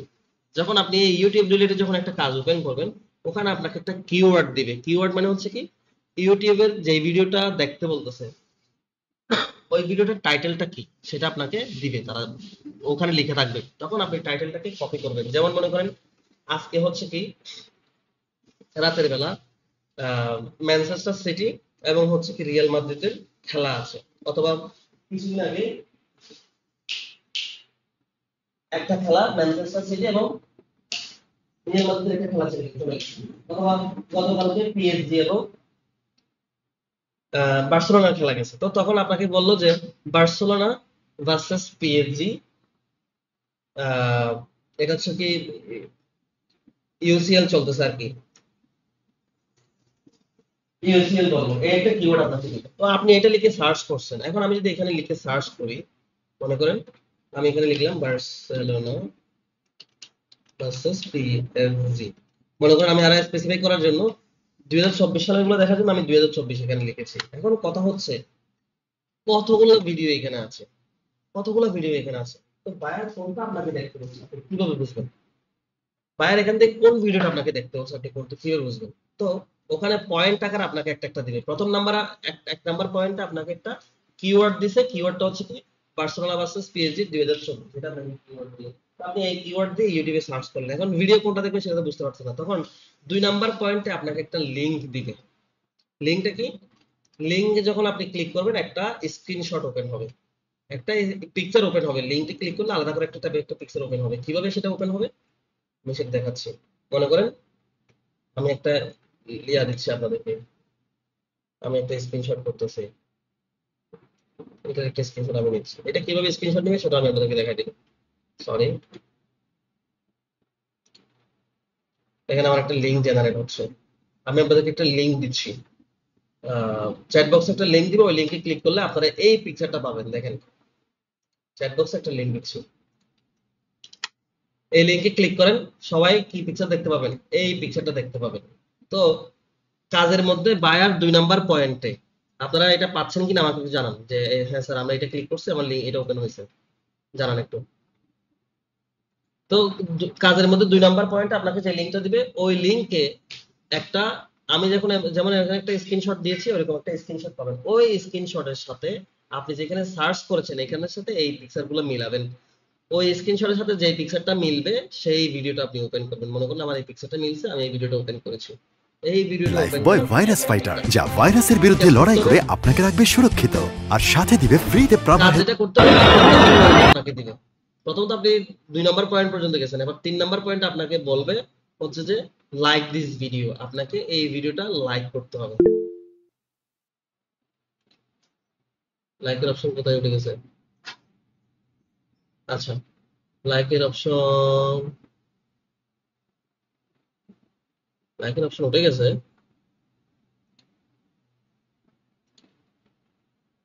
আচ্ছা যাই হোক, লাইকের অপশন থাকুক আর না থাকুক, যদি লাইক করতে বলে সেটা লাইকের অপশন মনে হয় মোবাইলে তো পাচ্ছি, এখানে পাচ্ছি না কেন?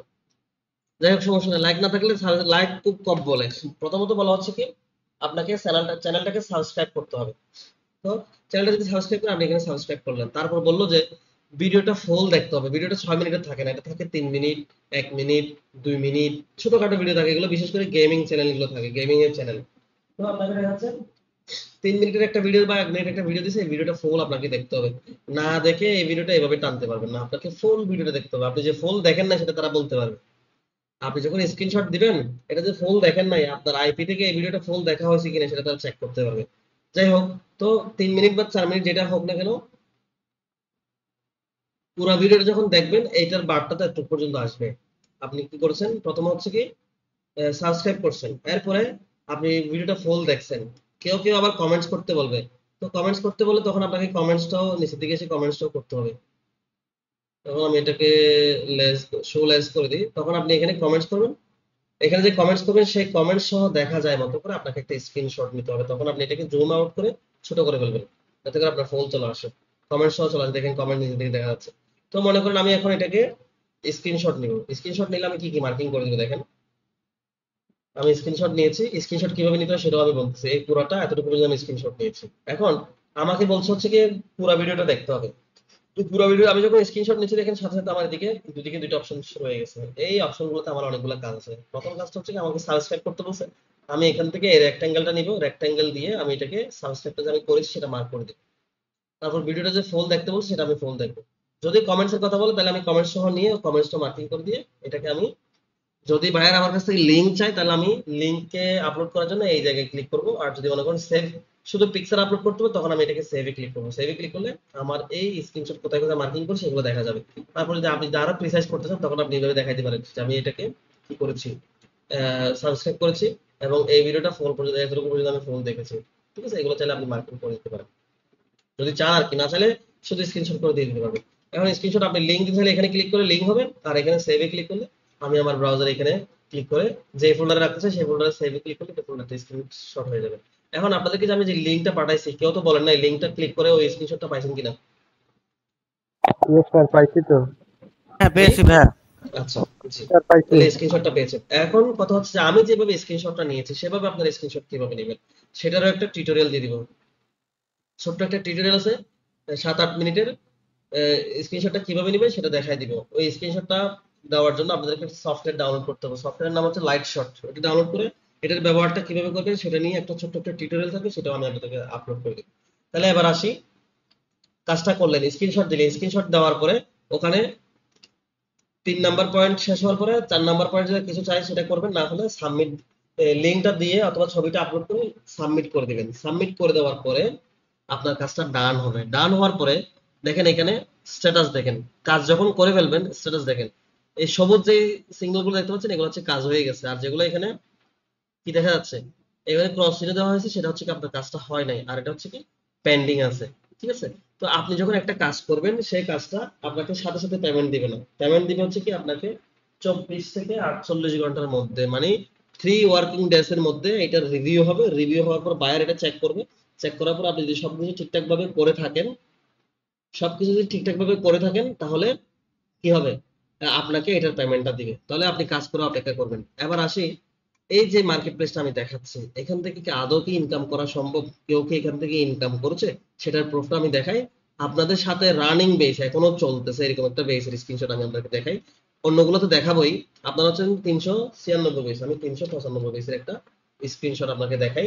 যারা অলরেডি ইনকাম শুরু করে দিয়েছে, স্ক্রিনশট দেখতে হলে আমাকে অনেক দূরে যেতে হবে, দেখি আশেপাশে আছে কিনা। সে মনে হয় $4, এই যে দেখেন তার $4 আর্ন হয়ে গেছে। আমি ডাউনলোড করে পুরোটা দেখাই,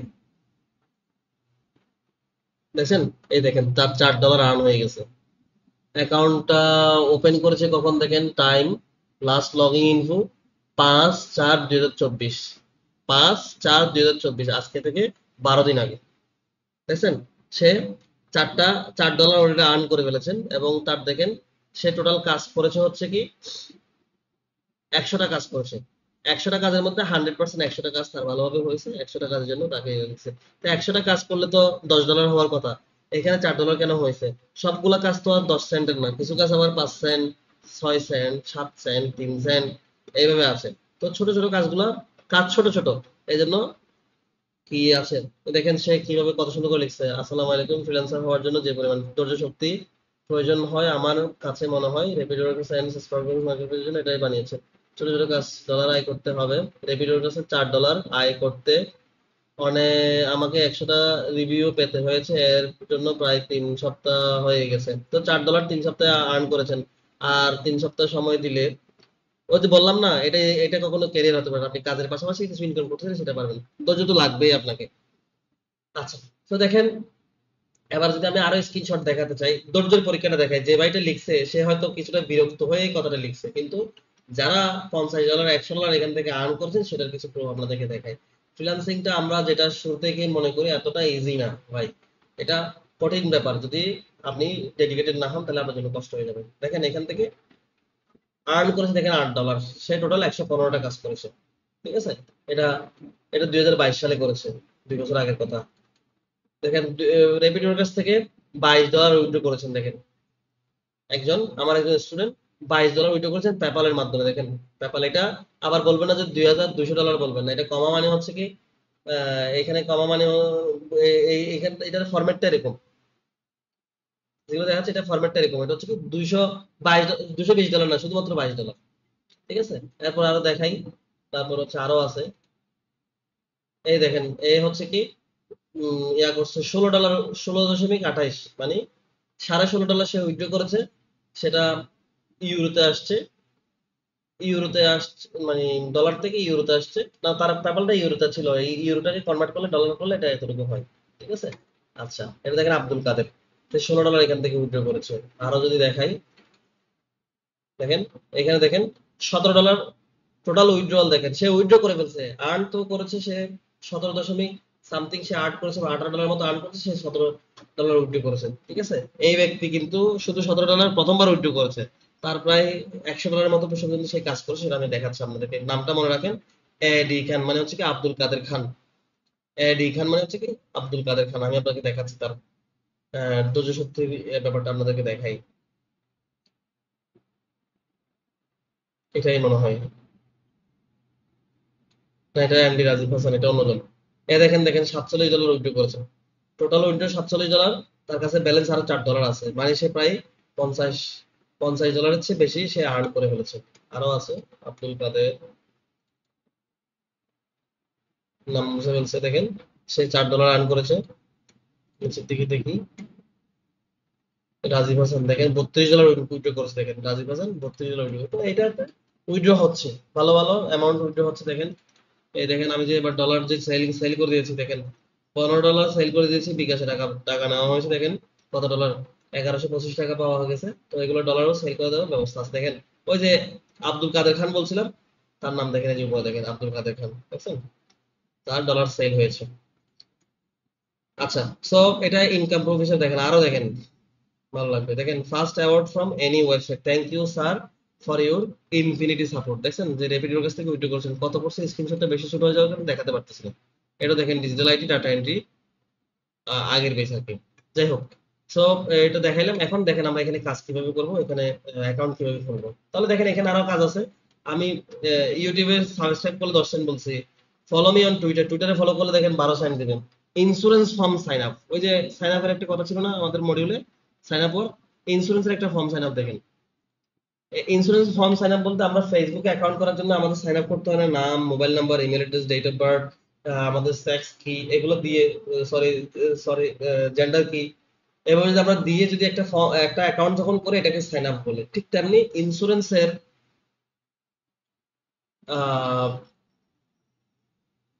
একটা ইন্স্যুরেন্সের ফর্ম, বিভিন্ন ইন্স্যুরেন্সের লিঙ্ক আপনাদেরকে দিবে, ওয়েবসাইটের লিঙ্ক আপনাদেরকে দিবে বিভিন্ন কোম্পানির, ওই ইন্স্যুরেন্সে আপনার ইনফরমেশন দিয়ে যখন একটা ফর্ম সাইন আপ করবেন, এটার জন্য আপনাকে $1.5 দিবে।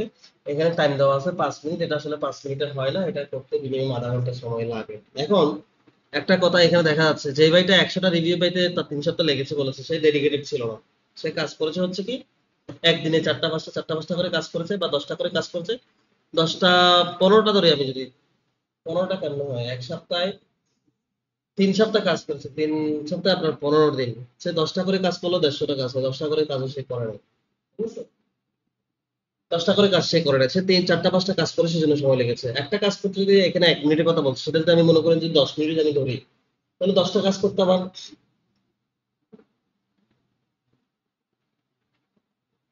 100 মিনিট লাগতেছে। এখন লাগার তো কথা না, 3 মিনিট করে তো লাগবে, সর্বোচ্চ 5 মিনিট লাগবে। আচ্ছা আমি এভারেজ একটা টাইম দিচ্ছি 5 মিনিট, তো 5 মিনিট যদি আমি ধরি, 10টা কাজ করতে আপনার 50 মিনিট, 1 ঘন্টা সময় লাগতেছে না। তো 1 ঘন্টা যদি আপনি $1 করে আর্ন করেন, আপনি যদি পার ডে $3, 3 ঘন্টা যদি কাজ করেন, তাহলে $3 আর 30 দিনে আপনার $90 পর্যন্ত আসছে। আমি সবকিছু ভুলে গিয়ে ডেইলি $1 করে হিসাব করলেও 30 দিন আপনার $30। তো $30 মানে আপনি চিন্তা করছেন প্রায় 3000 টাকা, 3000 এর চেয়ে বেশি আছে। ডলারের দাম এখন 160 টাকা 8 টাকা করে দিচ্ছে, ব্যাংক থেকে এক্সচেঞ্জ করলে 160 টাকা 8 টাকা করে পাচ্ছে। তো যদি আপনি একটু ডেডিকেটেড হয়ে যদি ডেইলি যদি 3-4 ঘন্টা একদম 100% ডেডিকেটেড টাইম যদি আপনি দেন, তাহলে আপনি এখানে পার ডে $1 $2 করে আর্ন করে, এখানে কোনো ব্যাপার না। কিন্তু ঘটনা হচ্ছে যে আপনাকে ডেডিকেটেড টাইম দিতে হবে। ডেডিকেটেড 3 ঘন্টার মধ্যে আবার আপনি টি ব্রেক, নামাজ break, gossiping break, cricket analysis break, football break, এই ধরনের ব্রেক দিতে হবে। 3 ঘন্টা আপনি ডেডিকেটেড টাইম দিচ্ছেন, আপনি 3 ঘন্টা থেকে আউটপুট পাচ্ছেন। এবার আসি এখানে অ্যাকাউন্ট কিভাবে করবেন। এখানে সবচেয়ে জটিল বিষয়টা অ্যাকাউন্ট ক্রিয়েট করা, এবং হচ্ছে অ্যাকাউন্ট ক্রিয়েট করার পরে অ্যাকাউন্টটাকে কি রাখা, সেভ রাখাটা সবচেয়ে বেশি জরুরি। তো সেভটা কিভাবে রাখবেন আমি একটু তাড়াতাড়ি শেষ করি, আবার লিঙ্ক কেটে যাবে, নতুন করে জয়েন করবেন, এগুলা ঝামেলা ব্যাপার, আমরা এইবারের মধ্যে শেষ করে দিচ্ছি। এবার দেখেন এখানে অ্যাকাউন্ট ক্রিয়েট করতে গেলে আমি একটু শর্টকাট বলে ফেলি।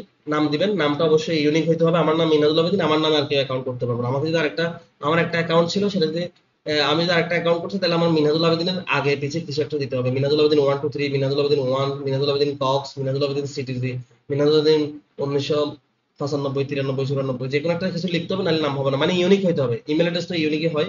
Password should be strong, use strong password. Strong password কিরকম হয় দেখেন, এখানে দেখাচ্ছে। স্ট্রং পাসওয়ার্ডের সংখ্যা থাকতে হবে, বড় হাতের অক্ষর থাকতে হবে, ছোট হাতের অক্ষর থাকতে হবে, এবং হচ্ছে কি স্পেশাল ক্যারেক্টার, হ্যাশ, @। যেমন আমি যদি আপনাদেরকে একটা এক্সাম্পল দেখাই, যেমন মনে করেন আমার নাম মিনহাস, আমি এখানে যদি একটা স্ট্রং পাসওয়ার্ড যদি একটা এক্সাম্পল আপনাদেরকে দেখাই, তাহলে কিভাবে করবেন। আমি মিনহাস লিখতেছি, মিনহাস দিলাম, আমি স্পেশাল ক্যারেক্টার মনে করেন @ ব্যবহার করলাম, আমি 1 2 3 ব্যবহার করলাম। তাহলে দেখেন সবগুলা ক্রাইটেরিয়া আমি মিট করছি। বড় হাতেরও লিখেছি, ছোট হাতেরও লিখেছি, স্পেশাল ক্যারেক্টার ব্যবহার করছি, কি ব্যবহার করছি, সংখ্যাও ব্যবহার করছি। তো এখন কথা হচ্ছে আমি বড় হাতের ব্যবহার করছি একটা, ছোট হাতের ব্যবহার করছি 4টা। তাহলে আপনি বড় হাতের 4টা, ছোট হাতের একটা, সেটাও ব্যবহার করতে পারেন। এখানে স্পেশাল ক্যারেক্টার আমি একটা দিচ্ছি, আপনি 3টা দিতে পারেন। সংখ্যা এখানে আমি 3টা দিচ্ছি, আপনি 5টা দিতে পারেন বা একটা দিতে পারেন, এটা আপনার ব্যাপার। তাহলে এইরকম কম্বিনেশন দিয়ে যখন পাসওয়ার্ড বানাবেন, সেটাকে স্ট্রং পাসওয়ার্ড বলা হচ্ছে। আজকে থেকে অনলাইন প্ল্যাটফর্মে যখনই আপনারা কোনো পাসওয়ার্ড ক্রিয়েট করবেন, অবশ্যই এরকম সব ধরনের আর লেটারের কম্বিনেশন দিয়ে স্ট্রং পাসওয়ার্ড করবেন, যাতে করে কোনো কেউ পাসওয়ার্ড আপনার দেখেও একবার দেখো কেউ মেমোরাইজ করতে পারে। আর স্ট্রং পাসওয়ার্ড হলে সেটা হ্যাক করতে সমস্যা হয়। দেখেন এই পাসওয়ার্ডটা দেখেন কি কঠিন একটা পাসওয়ার্ড, কেউ একবার দেখে কখনো মনে রাখতে পারবে? আর যার পাসওয়ার্ড সে নিজেই মনে রাখতে পারবে না, তাকে লিখে রাখতে হবে, সেখান থেকে দেখে দেখে লিখতে হবে। এরপর এখানে কান্ট্রি যেটা দেওয়া আছে, এটা অবশ্যই অবশ্যই আপনাকে বাংলাদেশ সিলেক্ট করে দিতে হবে। এখানে নিচে দিকে গেলে বাংলাদেশ পাবেন, এই যে বাংলাদেশ পাবেন। এরপর I am not a robot, আপনি যে রোবট না সেটার প্রমাণ দিবেন। এখান থেকে রোবট কিভাবে প্রমাণ দিবেন, এখানে দেখেন স্টেয়ার কথা বলা আছে। স্টেয়ার মানে কি? সিঁড়ি।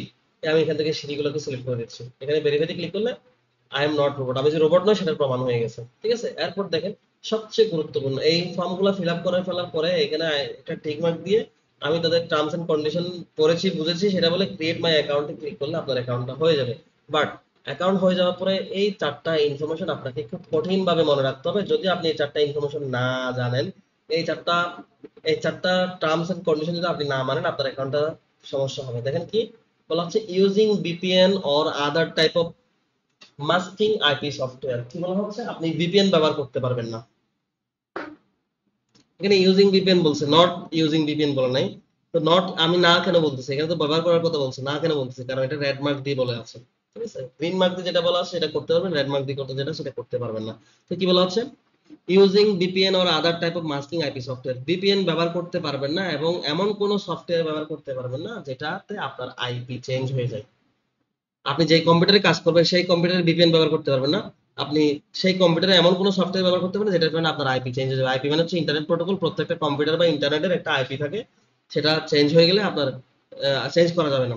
চেঞ্জ হবে এমন কোনো সফটওয়্যার বা ভিপিএন ব্যবহার করা যাবে না। Multiple accounts with same IP, একই আইপিতে মাল্টিপল অ্যাকাউন্ট ব্যবহার করা যাবে না। যেমন এক্সাম্পল, আপনারা ব্যাচেলর থাকেন, একটা বাসায় বা একটা ফ্ল্যাটে আপনারা 12 জন করে থাকতেছেন।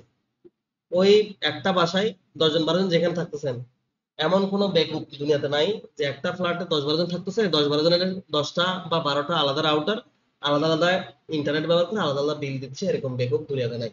তো কি হয়, 12 জনে মিলে একটা ওয়াইফাই নেয়, 12 জনে মিলে বিল শেয়ার করে। তো ওই 12 জনের একটা রাউটার একটা ওয়াইফাই হওয়াতে সবার আইপি হচ্ছে একটা। ওই একটা আইপিতে আপনারা চাইলে 12 জন ব্যক্তি কাজ করতে পারবেন না, যে কোনো একজন করতে পারবেন। এখন আপনারা বলতে পারেন, আমাদের বাসা করে, আমাদের বন্ধু বান্ধব, আমাদের ফ্ল্যাটে থাকতেছি, একটা 5তলা বিল্ডিং এ থাকতেছি, অনেকেই তো কাজ করতেছে একই ইন্টারনেট ওয়াইফাই দিয়ে। সেগুলো বাদ দেন, আপনারা যারা অনলাইনে ফ্রিল্যান্সার হওয়ার ইন্টারেস্টেড আছেন, এরকম আপনারা এখানে 30 জন 27 জন 28 জন জয়েন করছেন, তারা কেউ এই মার্কেট প্লেসের সম্পর্কে জানেন না। এবার আপনার ফ্ল্যাটের আপনার বিল্ডিং এর মানুষজন, জেনারেল পার্সন গুলো কিভাবে জানবে?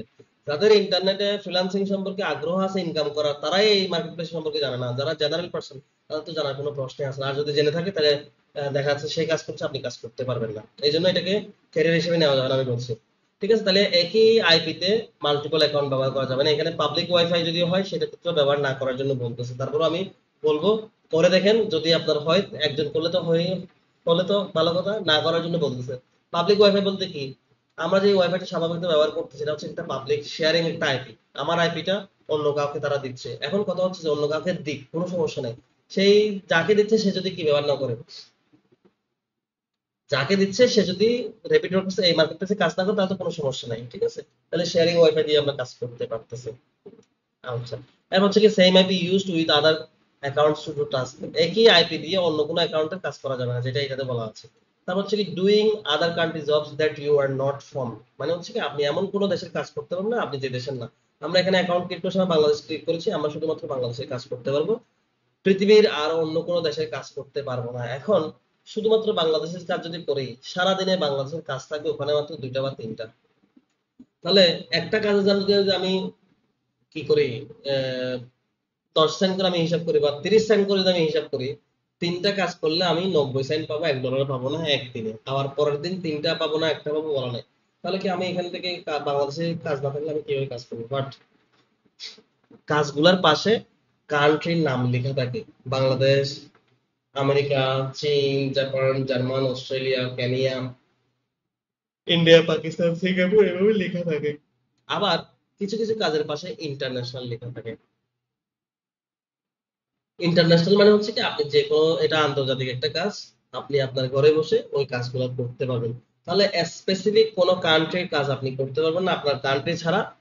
লোভে পড়ে আমেরিকার কাজগুলোর দাম বেশি, চীন, জাপান, জার্মান, সিঙ্গাপুর, অস্ট্রেলিয়া এগুলোর কাজ একটু দাম বেশি, আপনি লোভে পড়ে ওই কাজগুলো করলে আপনার অ্যাকাউন্ট সমস্যা হবে, তাহলে এগুলো করতে পারবেন না। আপনি আপনার কান্ট্রি কাজ করতে পারবেন, ইদার আপনার কান্ট্রি কাজ করবেন, আর আপনি যেটা করবেন সেটা হচ্ছে কি ইন্টারন্যাশনাল কাজগুলো করবেন। ভুল করেও অন্য কোনো কান্ট্রি কাজ করবেন না, ভুল করে করলে কি হবে সেটা বলতেছি।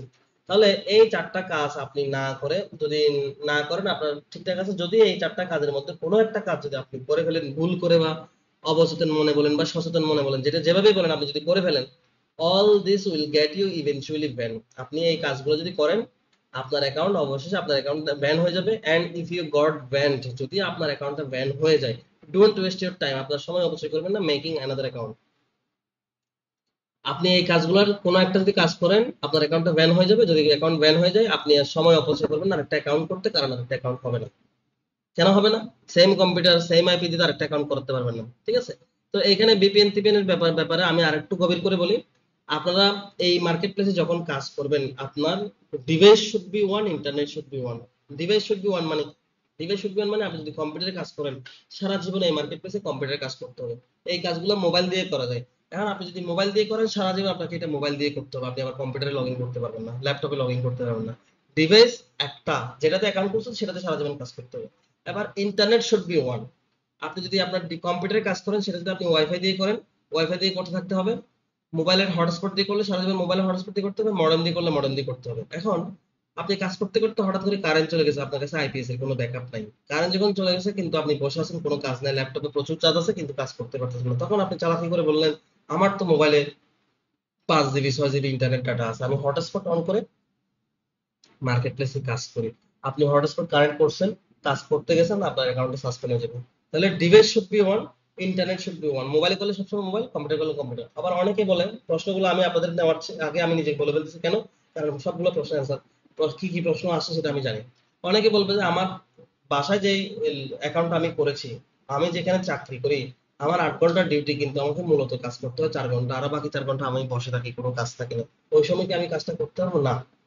কারণ আপনার বাসা থেকে আপনার অফিসটা একটু হলেও দূরে, যেখানে দূরে আপনার বাসার ওয়াইফাই এবং তার বাসার ওয়াইফাই, আপনার অফিসের ওয়াইফাই সেম না, ডিভাইস সেম না, ইন্টারনেট কানেকশন সেম না, আইপি সেম না। যদি এরকম সেম না হয় তাহলে অ্যাকাউন্ট সাসপেন্ড হয়ে যাবে। আপনি বেটার করতে পারেন আপনার বাসার জন্য একটা অ্যাকাউন্ট, অফিসের জন্য একটা অ্যাকাউন্ট, আলাদা আলাদা অ্যাকাউন্ট, আলাদা আলাদা ডিভাইস, আলাদা আলাদা অ্যাকাউন্ট, ঠিক আছে? এই আলাদা আলাদা অ্যাকাউন্ট করার প্রশ্নই আসবে না, একটা অ্যাকাউন্ট করে এটা টিকে রাখতে হিমশিম খেতে হবে, ঠিক আছে? এই ধরনের কাজ যদি আপনি করেন আপনার অ্যাকাউন্ট সাসপেন্ড হয়ে যাবে। আরো কিছু কারণ দেখাই, আমাদের স্টুডেন্টদের বিভিন্ন জনের অ্যাকাউন্ট সাসপেন্ড হয়ে গেছে, কি কি কারণে সাসপেন্ড হতে পারে সেটা দেখাই। দেখেন, একজনের অ্যাকাউন্ট সাসপেন্ড হয়ে গেছে, দেখেন এখানে কি বলতেছে, sorry, your account was banned for one or more of this reason। আপনার অ্যাকাউন্ট ব্যান হয়ে গেছে একটা অথবা তার অধিক কি রিজনের কারণে। কি কি রিজন আছে দেখেন, এই 7টা রিজন এখানে দেওয়া হয়েছে। You did other country job that you are not from, বলা হচ্ছে আপনি এমন কাজ করেছেন যেটা আপনার দেশের না, এটা হতে পারে কারণ। ডিফারেন্ট আইপি ডিটেনশন, আপনি যে আইপি দিয়ে কাজ করেন সেটা না হয়ে অন্য আইপি দিয়ে কাজ করছেন। Flag by employers for using VPN, আপনি ভিপিএন ব্যবহার করছেন, এটা বায়ার বুঝতে পেরেছে, সেটার কারণে আপনার অ্যাকাউন্টটা ফ্ল্যাগ করে রেখেছে। too many bad reviews and your success rate is under 60। কি বলা হচ্ছে, আপনি যে কাজগুলো করতেছেন সেটার রিভিউটা ব্যাড রিভিউ আছে বেশি এবং আপনার সাকসেস রেটটা 60% এর নিচে, তাহলে আপনার অ্যাকাউন্টটা কি হয়ে যাবে, ব্যান হয়ে যাবে। এখন আমাকে বলেন, আমি দুইটা কাজ করেছি, দুইটা কাজের মধ্যে আমার একটা কাজ ভুল হয়েছে, একটা কাজ সঠিক হয়েছে, তাহলে আমার সাকসেস রেট কত পার্সেন্ট বলেন তো? 50%। 50%। তাহলে আমার অ্যাকাউন্টটা সাসপেন্ড হয়ে যাবে না? 60% নিচে হলে সাসপেন্ড হয়ে যাবে। সেক্ষেত্রে আপনারা দুইটা কাজ কেউ করবেন না। আপনারা যদি কাজ করতে ইচ্ছা থাকে তাহলে 6-7টা কাজ একসাথে করবেন। এখান থেকে একটা বা দুইটা ভুল হলে বা 4টা বা 5টা যদি আপনার ঠিক হয় তাহলে আপনার অ্যাকাউন্ট সাসপেন্ড হবে না। দুইটা কাজ যদি আপনি করেন, একটা কাজ ভালো একটা কাজ খারাপ হলে তাহলে আপনার অ্যাকাউন্ট সাসপেন্ড হয়ে যাবে। তাহলে 5টার উপরে 6টার উপরে কাজ করবেন। তারপর হচ্ছে কি multiple accounts with the same IP, একই আইপি তে যদি মাল্টিপল অ্যাকাউন্ট করেন আপনার অ্যাকাউন্টটা সাসপেন্ড হয়ে যাবে। You are spamming employer campaign with fake proof. Fake proof মানে হচ্ছে কি আপনি যে কাজগুলো করতেছেন স্ক্রিনশট দিচ্ছেন বায়ারকে, আপনি সেম একটা স্ক্রিনশট বারবার দিচ্ছেন, চালাকি করে একটা স্ক্রিনশট বারবার দিচ্ছেন, নতুন নতুন স্ক্রিনশট দিচ্ছেন না, যেই কাজে সেই স্ক্রিনশট দিচ্ছেন, এরকম যদি হয় তাহলে হবে পোস্টিং ফেক জব। এটা আপনাদের জন্য না, এটা হচ্ছে বায়ারদের জন্য। তো এই কাজগুলো যে কোনো একটা যদি আপনি করেন আপনার অ্যাকাউন্টটা সাসপেন্ড হয়ে যাবে। তো আমি যেই আলোচনা করছি এই মার্কেট প্লেস নিয়ে আমার মোটামুটি আলোচনা শেষ, এবং এখন কেউ অ্যাকাউন্ট করবেন না। আমি এই মার্কেট প্লেস রিলেটেড আমার আরো 3টা টিউটোরিয়াল আছে, ওখানে অ্যাকাউন্ট কিভাবে করবেন প্র্যাকটিক্যালি দেখানো হয়েছে, কাজ কিভাবে করবেন প্র্যাকটিক্যালি দেখানো হয়েছে, এবং এখান থেকে উইথড্র করার মেথড হচ্ছে কি অনলি পেপ্যাল, আর উইথড্র করার লিমিট হচ্ছে $8। $8-এর নিচে হলে উইথড্র করা যাবে না, আপনাকে মিনিমাম $8 হইতে হবে, তারপর উইথড্র করতে হবে। এবার অনেকে বলবেন যে আমাদের তো পেপ্যাল নাই, বাংলাদেশে তো পেপ্যাল হয় না, তাহলে কি করব? এই পেপ্যাল হয় না বাংলাদেশে, পেপ্যাল না হলে পরে এত তো ফ্রিল্যান্সার টাকা কিভাবে আনতেছে, পেপ্যাল করতে হলে কিভাবে করতে হবে, আদৌ বাংলাদেশে পেপ্যাল করা সম্ভব কিনা, এগুলো নিয়ে আমরা বিস্তারিত পরে আলোচনা করব।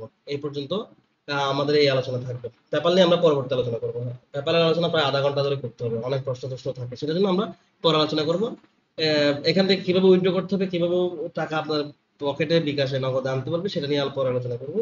এই পর্যন্ত থাকলে, এখন আপনাদের কারো কোনো কোয়েশ্চেন থাকলে রিলেটেড বলেন, না হলে আমাদের ক্লাস প্রায় শেষের দিকে। স্যার আমার একটা কোশ্চেন ছিল। জি শিওর, একটু তাড়াতাড়ি করুন। যে আমার কোশ্চেনটা হলো যে আমি যদি আমার ল্যাপটপে এই মার্কেট প্লেসের অ্যাকাউন্টটা ক্রিয়েট করি, হ্যাঁ, তো আমার ওয়াইফাই তো আমি বাসায় কাজ করব, এখন যদি আমি অন্য কোথাও যাই তো আমি সেখানে আমার ল্যাপটপটা নিয়ে গেলে সেখানে কি বসে সেই কাজটা করতে পারবো? আপনি সেখানে ল্যাপটপ যদি সেখানে নিয়ে যান তো বাসার ওয়াইফাই তো আর আপনার সাথে করে নিয়ে যেতে পারবেন, আপনি ল্যাপটপ নিয়ে যেতে পারবেন। আচ্ছা, মানে আমার ওয়াইফাই, আমার যে ওয়াইফাই আমি ইউজ করছি কানেক্টেড একবার হইছে, মানে এটাতেই আমার করতে হবে? এটাতেই করতে হবে। আপনি যদি হটস্পট ব্যবহার করেন অন্য জায়গায়, যদি আপনি ল্যাপটপ নিয়ে যান সেখানে যদি আপনি হটস্পট কানেক্ট করেন, সেখানে আপনি মার্কেট প্লেসটা ওপেন করবেন, এটা কেটে রাখবেন। বুঝতে পেরেছেন? না না, আমি একটু ক্লিয়ার করেন স্যার, আমি বুঝি নাই। আমি বলতেছি আপনি মনে করেন ল্যাপটপ তো স্বাভাবিক মানুষের ব্যক্তিগত ল্যাপটপ থাকলে যেখানে যায় সেখানে কাজের প্রয়োজন হলে নিয়ে যায়, তো আপনি ওয়াইফাই তো আর কাঁধে ল্যাপটপের মতো ক্যারি করে নিয়ে যেতে পারবেন না না, সেটা তো পারবো যেখানে না। নিয়ে যাচ্ছেন সেখানে যদি আপনার ইন্টারনেটে কাজ করার প্রয়োজন হয়, ডেফিনেটলি আপনি কারো ইন্টারনেট ওয়াইফাই কানেক্ট করবেন অথবা আপনার মোবাইল থেকে হটস্পট দিবেন, তাই না? তো মোবাইল থেকে যদি আপনি হটস্পট দেন, সেই অবস্থায় যদি আপনার এখানে ব্রাউজারে যদি ওই মার্কেট প্লেসটা যদি আপনার অ্যাকাউন্টে যদি লগইন করা থাকে, তাহলে আপনার অ্যাকাউন্টে সমস্যা হবে। সেক্ষেত্রে আপনি যেটা করবেন, আপনার কাজ শেষ, এই অ্যাকাউন্টটা এখান থেকে লগ আউট করে ক্লোজ করে ফেলবেন, এবং প্রত্যেকবার আবার নতুন করে কানেক্ট করার আগে আপনার ব্রাউজারের হিস্ট্রিগুলো ক্লিয়ার করবেন। ব্রাউজার হিস্ট্রি ক্লিয়ার করতে পারেন আপনারা? যদি না পারেন আমি দেখা দিচ্ছি। দেখেন এই ব্রাউজার থ্রি ডট মেনুতে ক্লিক করছি, এখানে দেখেন হিস্ট্রি আছে, হিস্ট্রি ক্লিক করে দেখেন এই যে হিস্ট্রি, কন্ট্রোল এসে ক্লিক করতে হবে। ব্রাউজারে এসে কন্ট্রোল এসে ক্লিক করছি, দেখেন হিস্ট্রি আছে। আমি কোথায় কোথায় ভিজিট করেছি দেখেন সব দেখা যাচ্ছে। আমি রেপিডোর কাছে গিয়েছি, ফেসবুকে গিয়েছি, ইউটিউবে দেখেন একটু আগে বার্সেলোনা ভার্সেস পিএসজি দিয়ে সার্চ করেছি, তারপর দেখেন ইউটিউবে ঢুকেছি, রেপিডোর কাছে, ফেসবুকে দেখেন আমার ইয়াগুলো দেখেছি। আমি এই ব্রাউজার দিয়ে কোথায় কোথায় গিয়েছি পুরো হিস্ট্রি এখানে আছে। তার মানে রেপিডোর কাছে যে গিয়েছি সেটার হিস্ট্রি এখানে আছে না? আমি এটার হিস্ট্রি ক্লিয়ার ব্রাউজিং ডাটা এখানে ক্লিক করে আমি এটার হিস্ট্রিটা দেখেন, এই দেখেন অল টাইম, এখানে লাস্ট আওয়ার আছে, 24 ঘন্টা আছে, একদিন আছে, তারপর হচ্ছে কি লাস্ট 7 ডেজ আছে, 4 উইকস আছে, অল টাইমে ক্লিক করে ক্লিয়ার করে ফেললে আপনার এখানে কোনো হিস্ট্রি থাকবে না। তখন আপনি অন্য কোনো ইন্টারনেট কানেকশন ব্যবহার করলে কোনো সমস্যা হবে না, আপনার অ্যাকাউন্টে সমস্যা হবে না। পরে আপনি আপনার বাসায় গিয়ে কানেক্ট করে আপনি কাজ করতে পারবেন। Am I clear? জি স্যার। ওকে, আর কার কোনো কোশ্চেনস? ভাই আমার একটা প্রশ্ন আছে। শিওর তাড়াতাড়ি করেন একটু। ভাই আমার প্রশ্নটা হচ্ছে, আপনি একটা হোমওয়ার্ক দিবেন ওই ফার্স্ট সিভিটা সম্পর্কে একটু ওপেন করবেন প্লিজ। হ্যাঁ বলেন, আপনি বলতে থাকেন।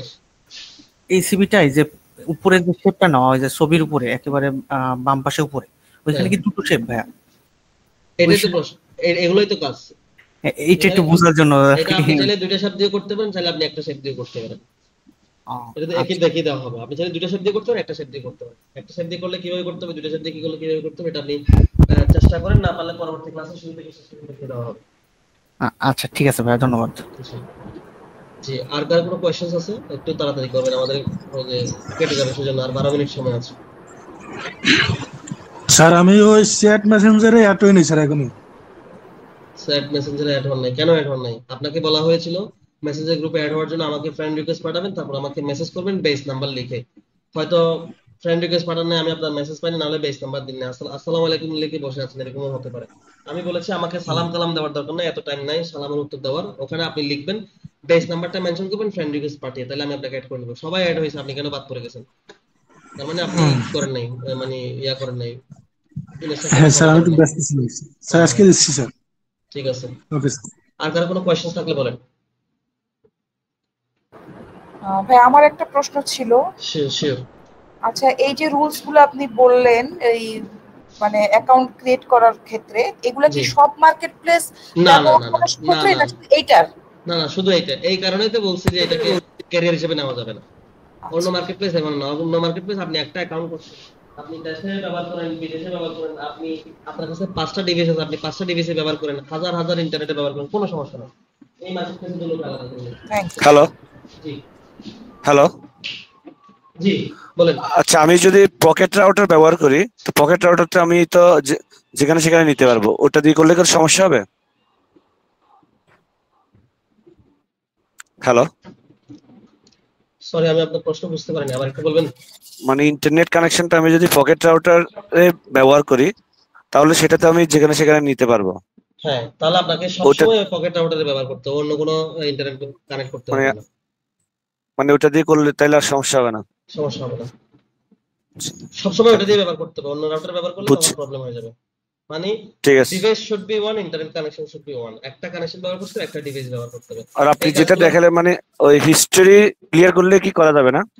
হিস্টরি ক্লিয়ার করলেও আপনি অন্য ডিভাইস অন্য ইয়া ব্যবহার করতে হবে। আমি এটা বলেছি যে আপনি হিস্টরি ক্লিয়ার করে কি করতে পারবেন, অন্য ইন্টারনেট কানেকশন করতে পারবেন, কিন্তু ওই মার্কেটপ্লেসে কাজ করতে পারবেন না।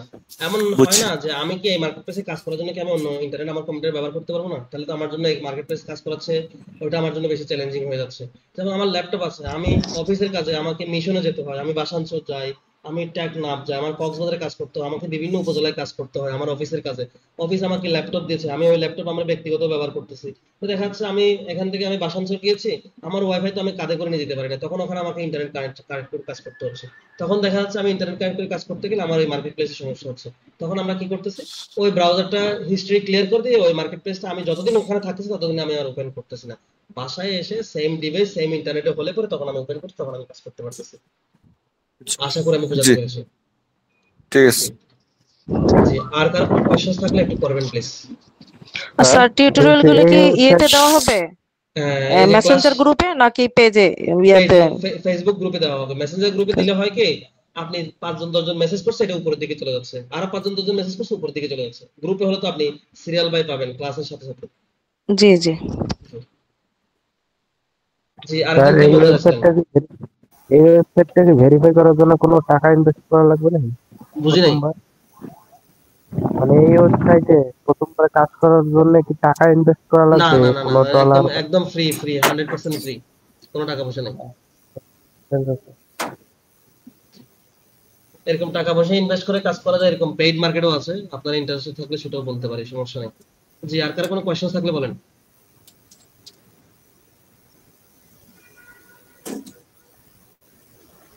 ওকে, আমি আর কারো কোনো কোশ্চেন দেখতে পাচ্ছি না, আমাদের সময় আর বেশি নাই, 8 মিনিট মতো সময় আছে। কারো কোনো কোশ্চেন থাকলে করেন, নাহলে আমরা ক্লাসটা এখানে রাখবো। ভাইয়া একটু বলতে চাচ্ছিলাম, আজকে আমাদের যে ক্লাসটা নিছেন, এই ক্লাসটা খুবই গুরুত্বপূর্ণ, অনেক গুরুত্বপূর্ণ টপিকস নিয়ে আলোচনা করছেন। রেকর্ডেড ভিডিওটা একটু দিবেন যাতে আমরা বারবার দেখতে পারি। এটা তো পেয়ে যাবেন, প্রত্যেক ক্লাসের রেকর্ডিং ভিডিওটা পেয়ে যাবেন। এটা হচ্ছে কি, আপনারা ক্লাস শেষ হওয়ার 2-3 ঘন্টার মধ্যে পেয়ে যাবেন। এটা আমাদের ইউটিউব চ্যানেলে আপলোড হবে, আপলোড হয়ে যাওয়ার পরে লিংক আপনাদের গ্রুপে শেয়ার করে দিব। আচ্ছা ঠিক আছে, ক্লাস শেষ হওয়ার পরে 2-3 ঘন্টার মধ্যে পেয়ে যাবেন ইনশাআল্লাহ। যদি আমি মানে কোনোদিন যদি আমি সিক ফিল করি ক্লাস নেওয়ার পরে, তাহলে দেখা যাচ্ছে ওই দিন রাতে আর পারি না, ক্লাস শেষ হওয়ার পরে আমি রেস্টে মানে ঘুমায় পড়ে যাই, তাহলে সেদিন পান না, সেদিন সকালে পাবেন। কিন্তু স্বাভাবিকভাবে সুস্থ থাকলে আমি এমনি রাতে 2টা-3টা পর্যন্ত কাজ করি, দেখবেন যে 2-3 ঘন্টার মধ্যে পেয়ে যাচ্ছেন। জি, আর কারো কোনো কোয়েশ্চেন থাকলে একটু বলবেন প্লিজ। ওকে, আমি আর কারো কোনো কোয়েশ্চেন্স পাচ্ছি হ্যালো না। স্যার। জি স্যার 3 নাম্বার পয়েন্টটা না আমি বুঝতে পারি নাই। মানে কি স্যার এই অ্যাকাউন্টটা ইউজ করলে কি অন্য কোনো অ্যাকাউন্ট ইউজ করা যাবে না, যেমন ফাইবার মানে অন্য ওয়ার্ক মার্কেট প্লেস গুলো ইউজ করা যাবে না? না না না, এরকম তো কিছু বলে নাই এখানে। এখানে 3 নাম্বার পয়েন্ট যেটা ছিল, আচ্ছা আমি দেখাচ্ছি। এখানে 3 নাম্বার পয়েন্ট বলা হচ্ছে কি sign up same IP used with other accounts to do task. With other account বলতে এই মার্কেট প্লেসের অন্য অ্যাকাউন্টের কথা বলছে, অন্য মার্কেট প্লেসের কথা বলছে না। মনে করেন আপনার বিকাশ আছে, ঠিক আছে, আপনার এনআইডি কার্ডটা হচ্ছে কি আপনার আইপি ধরে নেন, মানে কিছুক্ষণের জন্য ধরে নিচ্ছে আমার আইপি হচ্ছে এনআইডি কার্ড। আপনার এনআইডি কার্ড দিয়ে কি আপনি আরেকটা অ্যাকাউন্ট করতে পারবেন বিকাশের? আগে পারা যেত, এখন তো পারা যাচ্ছে না। ঠিক সেম আপনার আইপি হচ্ছে একটা, এই আইপি দিয়ে আপনি অন্য অ্যাকাউন্টে কাজ করতে পারবেন আপনার ওই আইডি কার্ড দিয়ে। আমি ছোটবেলায় যখন বিকাশ প্রথম আসছে, ঘরে ঘরে গিয়ে দোকানে গিয়ে বিকাশ নিজেরা অ্যাকাউন্ট করছি, তখন আমি অ্যাকাউন্ট করছিলাম, তখন আমি ইয়েও হয়নি, আমি ভোটারও হয়নি, আমার আইডি কার্ড ছিল না, আমি বড় ভাইয়ের অ্যাকাউন্টে করছি। পরবর্তী যখন আমার বড় ভাই অ্যাকাউন্ট করছে, আমার অ্যাকাউন্টটা ব্লক হয়ে গেছে। কিরে আমার অ্যাকাউন্ট কেন ব্লক হয়েছে? কাস্টমার সার্ভিসে গিয়ে দেখতেছে যে আমার এনআইডি দিয়ে হয় নাই, আমার ভাইয়ের এনআইডি দিয়ে হয়েছিল, আমারটা ব্লক হয়েছে। পরে আমি আমার এনআইডি দিয়ে আমার অ্যাকাউন্ট আমি রিকভার করছি। ঠিক তেমনি এখানে এরকম আইপিটা যদি আপনার আইপি দিয়ে অন্য কোনো অ্যাকাউন্টে কাজ করতে পারবেন না এই মার্কেট প্লেসে। আপনি নাইলে অন্যান্য মার্কেট প্লেসে একাধিক অ্যাকাউন্ট করতে পারবেন। আপনি ফাইবারে একটা অ্যাকাউন্ট, মার্কেট প্লেসে আপওয়ার্কে account, freelancer.com account, taptal.com, graphicdesigner.com, 99design.com, এরকম শত শত মার্কেট প্লেস আছে, peoplepower.com, আপনি প্রত্যেকটা অ্যাকাউন্ট করতে পারবেন, কিন্তু একটা প্ল্যাটফর্মে মাল্টিপল অ্যাকাউন্ট করতে পারবেন না। আশা করি আমি বোঝাতে পেরেছি। স্যার মোবাইল দিয়ে কি করা যাবে স্যার সবগুলা কাজই? এই কাজগুলো বিশেষ করে এই কাজটা মোবাইল দিয়ে করতে পারবেন, বাট আপনাকে খুব কষ্ট দিবে। আচ্ছা, প্রত্যেকটা কাজই আপনি মোবাইল দিয়ে করতে পারবেন, কিন্তু খুব কষ্ট পাবেন, মানে অনেক সময় লাগবে, আপনি আশা হারাই ফেলবেন। যে কম্পিউটার দিয়ে কাজগুলো করতে মানে হিমশিম খেয়ে যেতে হবে, সেই জায়গায় মোবাইল দিতে হলে কতটা কষ্ট দেয় এটা একটু আপনি আইডিয়া করে দেখেন, পরে দেখবেন যে আপনি আশা হারাই ফেলবেন। তার চেয়ে বরং আমি বলবো, যদি আপনার কম্পিউটার বা ল্যাপটপ এখন না থাকে, আপনি ক্লাসগুলো দেখেন, বারবার রিপিট করে দেখেন। যখন আপনি ল্যাপটপ বা কম্পিউটার নেবেন, তখন রেকর্ডেড ভিডিওগুলো তো থেকে যাবে, তখন আবার দেখে আপনি তখন প্র্যাকটিস করবেন। স্যার হ্যাঁ ল্যাপটপেই দেখছি। হ্যাঁ, মোবাইলে দেখে আমি বলবো না যে আপনাদের উৎসাহটা হারাই ফেলেন। মোবাইলে ক্লাসগুলো করেন, কিন্তু প্র্যাকটিস করতে আপনাকে কম্পিউটারে করতে হবে, না হলে আপনি হতাশ হয়ে যাবেন, কষ্ট লাগবে, বিরক্ত লাগবে, মানে আপনার যে একটা ডেডিকেশন এখন আছে বা ইচ্ছা শক্তি আছে, সেটা নষ্ট হয়ে যাবে। সেজন্য আমি বলতেছি। জি, তাহলে ক্লাস যেহেতু প্রশ্ন যেহেতু আর নাই, তাহলে ক্লাসটা আজকে এখানে রাখি। সবাই ভালো থাকবেন, সুস্থ থাকবেন, দেখা হচ্ছে আপনার সাথে পরবর্তী ক্লাসে। আসসালামু আলাইকুম। আসসালামু আলাইকুম ভাইয়া। ওয়ালাইকুম আসসালাম।